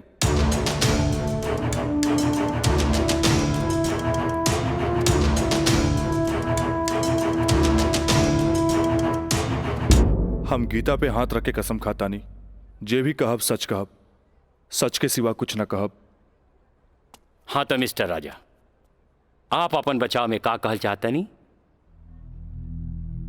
जज साहब, हम ये बात माना तानी कि हम और ये काजल कॉलेज के दिन से एक दूसरे के चाहता नहीं। अपना अपना मर्जी से हम दोनों भाग के शादी भी मंदिर में कर लेनी।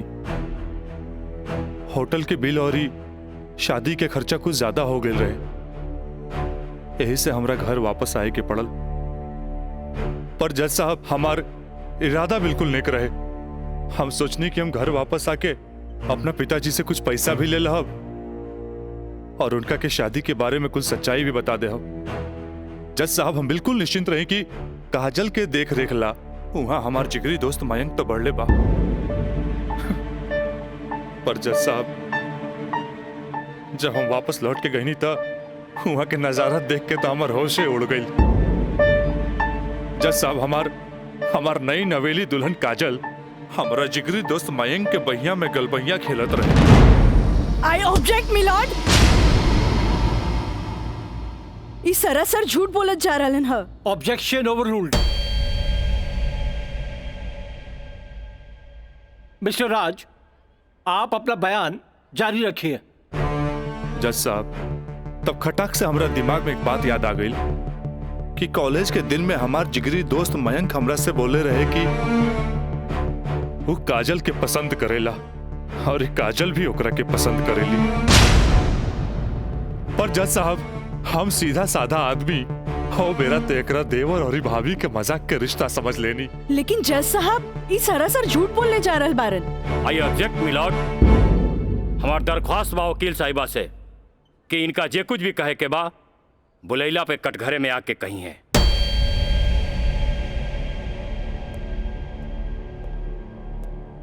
आप कंटिन्यू कर सकते हैं मिस्टर राज। जज साहब, कोई भी आदमी अपना बीवी के केहू दूसरा के भैया में देखी तो ओकरा मन मस्तिष्क पर का गुजरी ये आप अच्छे से समझ सकीले जज साहब। मिलॉर्ड, ई सरासर झूठ के पुलिंदा आपके सामने रखल जा रहल बा। कोर्ट के गुमराह करे की कोशिश कइल जा रहल बा। तया पानी ना कोर्ट के सही रास्ता दिखावे वाली। अरे घबराई ना, जल्दी ही रहुओ के बयान देवे के समय मिली।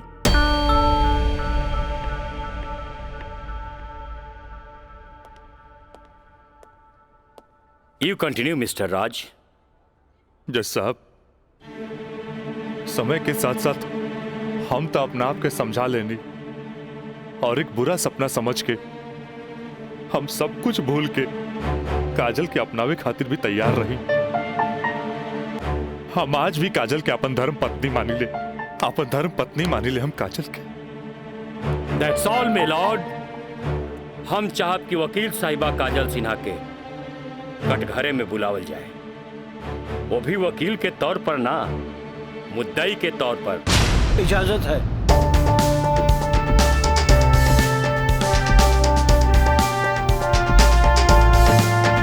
जाइए आप बैठिए। हाँ तो काजल सिन्हा जी, हम चाहत कि आपन प्रेम कहानी अपने ही जुबान से बयां करी। जज साहब, ई बात सच है कि हम राज से प्रेम करे लगनी। मतलब ई कि और पहले केहू से प्रेम करत रहनी, बाद में राज से प्रेम करे लगली? जी ना, पहले हम राज से नफरत करत रही, बुझनी? अच्छा अच्छा, तो नफरत प्रेम में बदल गई? जज साहब, हम अपन मर्जी से ब्याह खातिर राजी हो गई नी और माई बाबूजी के बिना बतैले ब्याह कैनी, जे बहुत बड़ भूल रहे। ब्याह कैनी तो सुहाग रात तो मनैले होई बुना। आई बताई, मर्जी से कि बिना मर्जी से मनैले रहलू? वकील साहब, दुनिया की हर लड़की जब अपन मर्जी से बिहाईली तो उस सुहागरात भी अपन मर्जी से ही मनावेली। ना, हम ए से पूछत रही कि जब सुहाग रात मनावत रहलू तब बगल के कमरा में राज के दोस्त मयंक रहलन ना? तका भइल, मयंक के हम शुरू से देवर के तौर पे देखत रही। अरे देखत भी रही कि मानत भी रही? मानत भी रही वकील साहब, मानत भी रही। जज साहब, यहाँ तक की कहानी तो महज एक कहानी बा जे हर लड़की के जीवन में आवेला। बाकी सेक्शन 420 तो यहाँ से शुरू हो गई कि एगो पति विश्वास में लेके अपन पत्नी के देवर के संगे छोड़ के चल जाला और उहे देवर अपन भाभी के इज्जत के तार तार करे में हर मुमकिन कोशिश लगा देला। बेचारी औरत कैसे भी अपन इज्जत और जान बचा के भाग चलेली और फिर पति मिल जाला और वही कहला कि जे कुछ भी भइला ओकर नाम अब तू रेप तो ना दे सकीलू,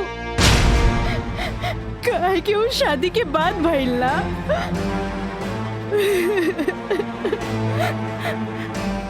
और रहल बात शादी के, तो तू सो कॉल देवर से कर सकेलू।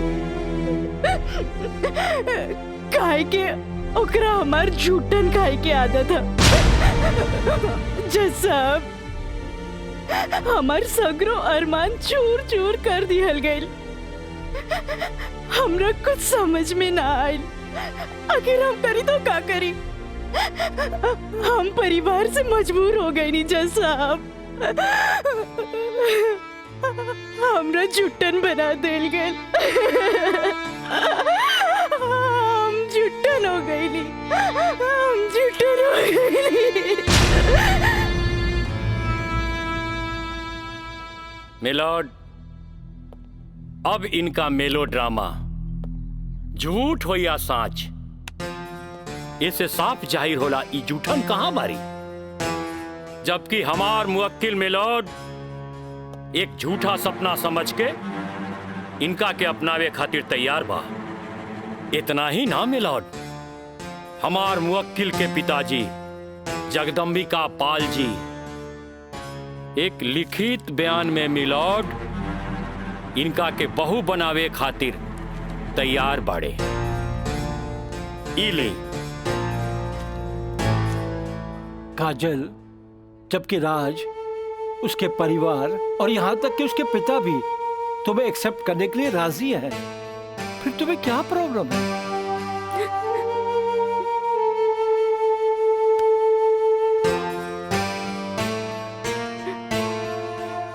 तुम बोलती क्यों नहीं हो? कुछ तो बोलो। मिलॉर्ड, वहाँ मर जान के खतरा है।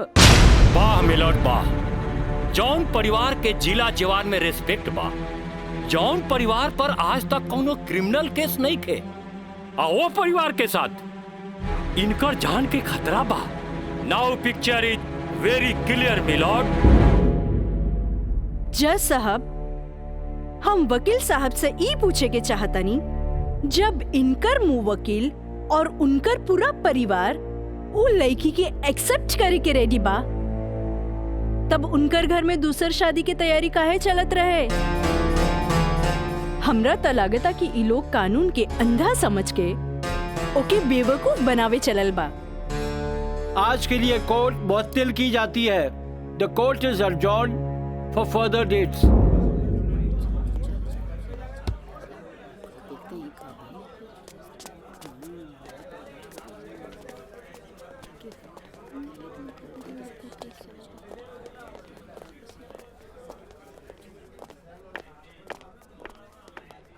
वकील साहिबा, अरे वाह, तू तो बड़ा चालाक बड़ू हो।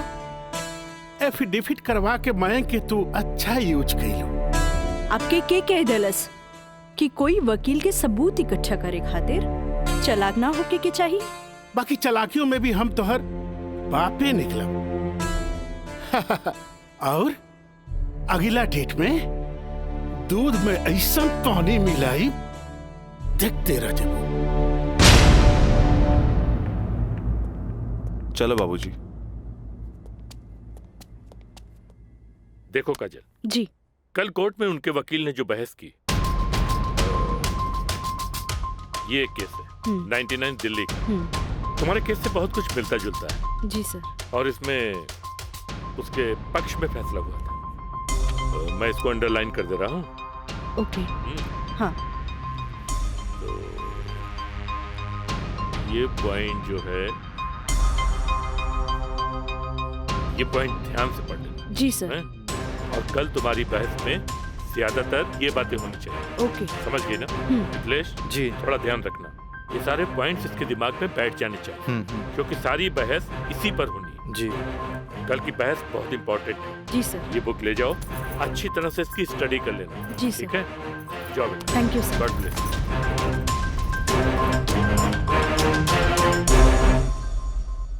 आँख कहेली कि एक नया इंसान देख ले, लेकिन दिल कहेला कि ना।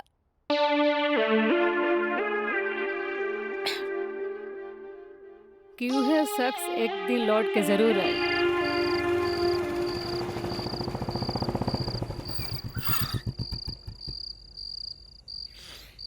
जब वफाओं ने मारा, वफाओं ने मारा। निराली, अरे निराली, मुझे तेरी अदाओं ने मारा।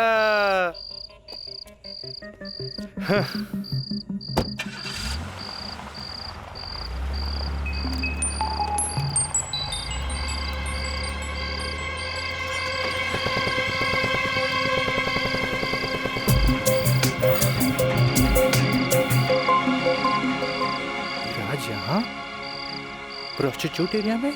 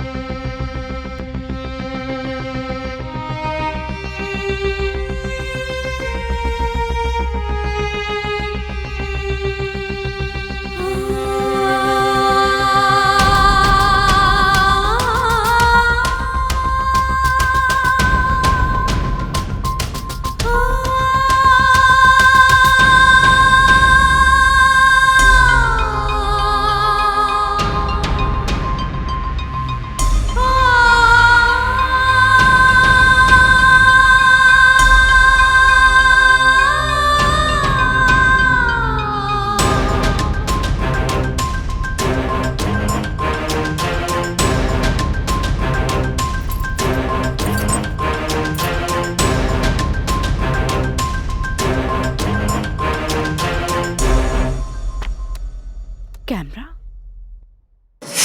अब जाए भी और जल्दी आई। ठीक बा।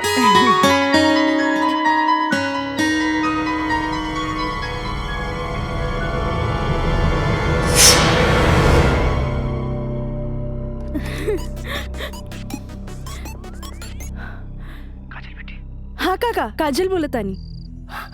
काजल बिटिया, काम हो गई।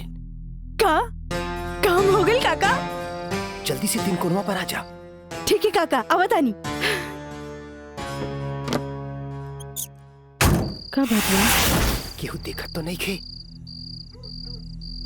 इला तहार दिहल कैमरा और ई रहल कैमरा के चिप बिटिया।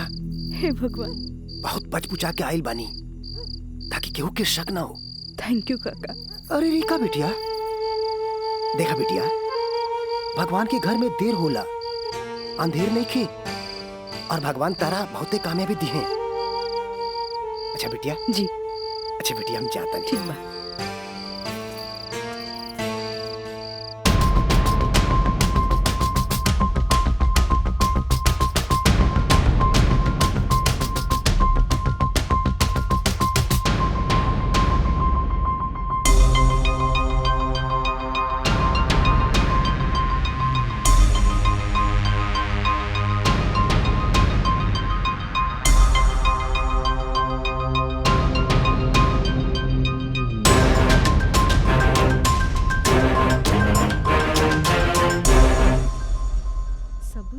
दे देनी हाँ। बाकी सर आ गए ले।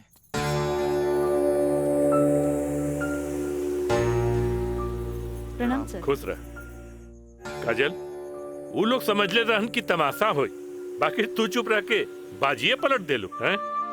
तू जौन भी सबूत हमरा के देले रहलू, हम सब स्टडी कर ले बहुत सही है। I am proud of you बेटा। Thank you sir. God bless you. Mithilesh ji, कल कोर्ट पे मिले थे। ठीक बा सर। ठीक है, चलो। प्रणाम सर।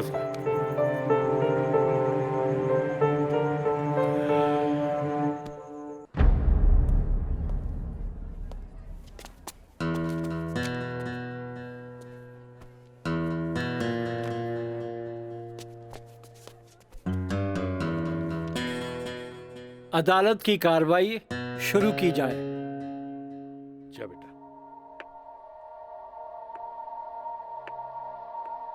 मिलॉर्ड, असल में ई केस एगो अय्याश अमीर आदमी के अय्याशी के केस ह।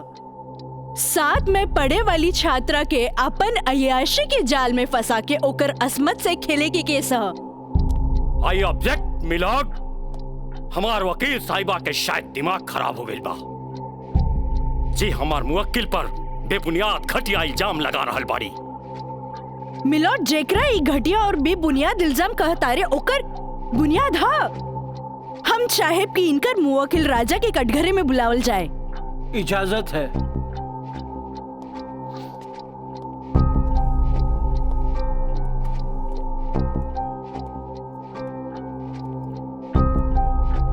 जज साहब, ई उहे आदमी ह जे लड़की के चाय के कुर्बा समझेला, जेके पिया और फेंक द। इनकर अयाशी के सबूत के तौर पर हम अपन एगो गवाह पेश करे के चाहतानी। इजाजत है। Thank you.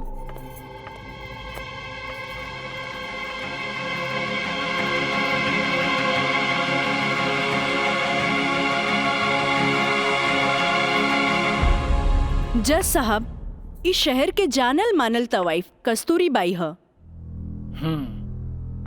हाँ तो कस्तूरी बाई, ई जे सामने कटघरा में खड़ा बाड़न, का आप इनकरा के पहचाने ली? अरे इनकरा के कैसे ना पहचाने? ई तो हमार पुराना ग्राहक राजा हवन। Good, thank you. अब जा सकेनी। हाँ तो जज साहब। आई ऑब्जेक्ट मिलॉर्ड, हमार वकील साहिबा हमार पर्सनल क्लाइंट के केस के रुख के बदलल चाहता रही। आखिर केस के ई बात से का वास्ता? वास्ता हाँ जज साहब, वास्ता हाँ। जॉन परिवार के रिस्पेक्ट के गुणगान हमार वकील साहब करत आ रहल बारन, वो परिवार के एक लौता बेटा के चरित्र से वास्ता कैसे ना रही? बताइए जज साहब। अब हम अपन अगला गवाह राजा के कॉलेज के प्रिंसिपल एनके गॉड के पेश करे के चाहतनी। इजाजत है। Thank you. प्रिंसिपल श्री एनके गौड़ हाजिर हो।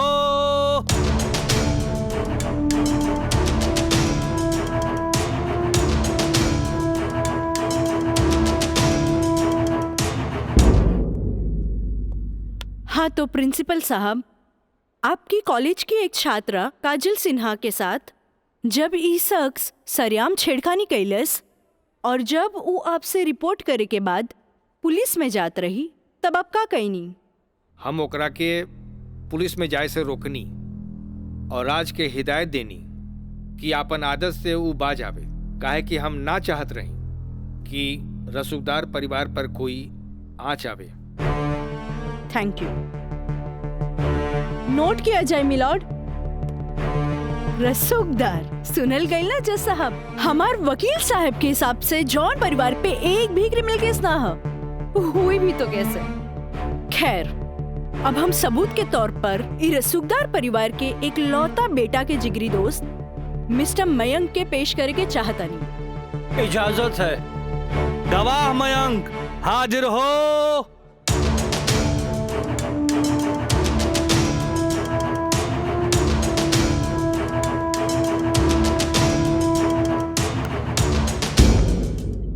हाँ तो जज साहब। जज साहब, हमार वकील साहिबा खामोखा अदालत के वक्त के बर्बाद कर रहल बाड़ी और उस सवाल के जवाब देवल नहीं की चाहत जेमे बियाहता के पति और पति के पूरा परिवार बियाहता के रखे खातिर तैयार बा। तही बात में कौन जान के खतरा बा? बियाहता ई शख्स उहे आदमी बाड़न जेकर मदद से शादी जैसन पवित्र बंधन के आड़ में कानून के धोखा देवे के साजिश रचल गई, जेकर रचयिता बाड़े मिस्टर राजा और साथ देवे वाला बाड़े मिस्टर मयंक। हाँ तो मिस्टर मयंक, तू अपन जुबान से ही उस सो कॉल शादी के आंखों देखा हाल बतावा। वैसे मिलॉर्ड, सबूत के तौर पर हम अदालत में एगो वीडियो क्लिप पेश करे के चाहतन। Thank you sir. Objection milord, यहाँ कोनो टीवी शो नहीं खे। अखामोखा वकील साहिबा हमनी के और अदालत के वक्त के बर्बाद कर रहल बाड़ी।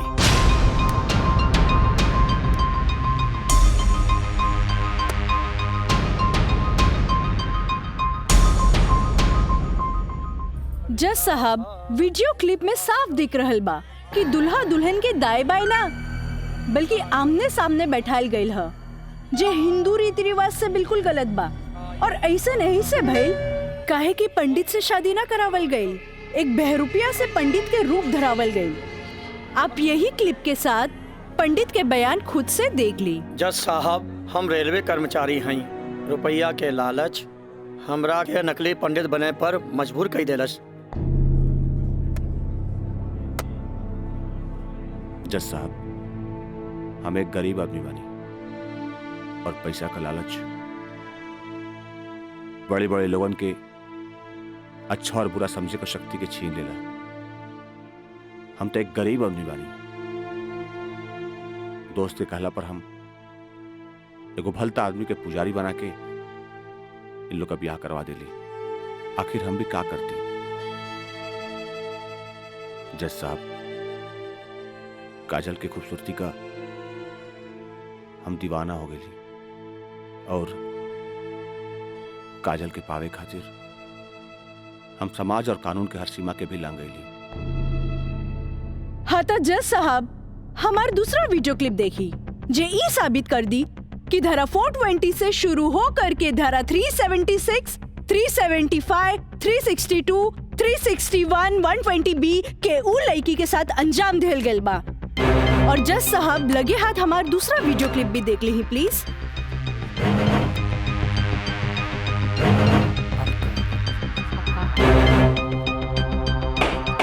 Order order. अरे हटाओ, हटाओ, हटाओ। हम सही कहा था नहीं भाई, अभी भी आना हुई। तो क्या करती, वैसे ना मानत रहे तो हम कानून से बचे के खातिर बिया के नौटंकी कर देनी। अरे बाबूजी, अगर ऐसे ला के खड़ा गई नू तो ऐसा नहीं कितना पतों से तारी घर बढ़ जाए बुझाई।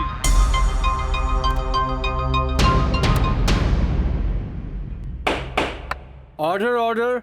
सारे गवाह और बयानात को मद्देनजर रखते हुए अदालत इस नतीजे पे पहुंची है कि मुजरिम का मकसद पहले से ही धोखाधड़ी से कहीं आगे था,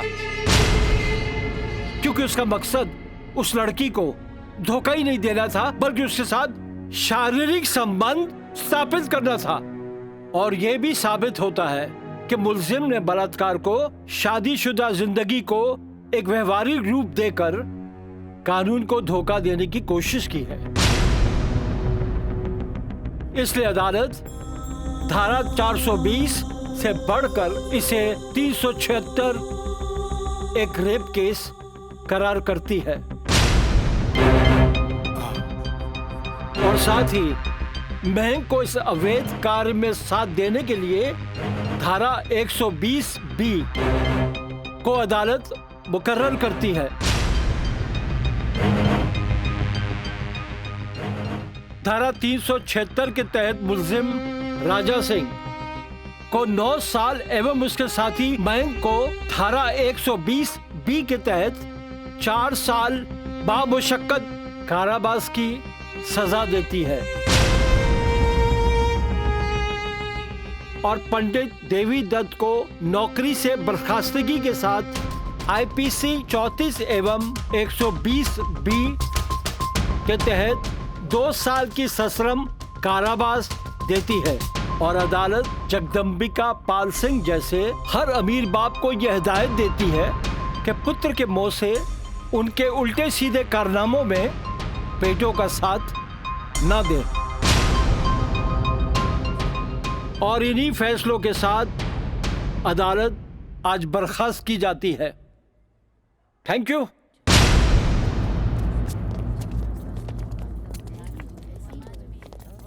सर,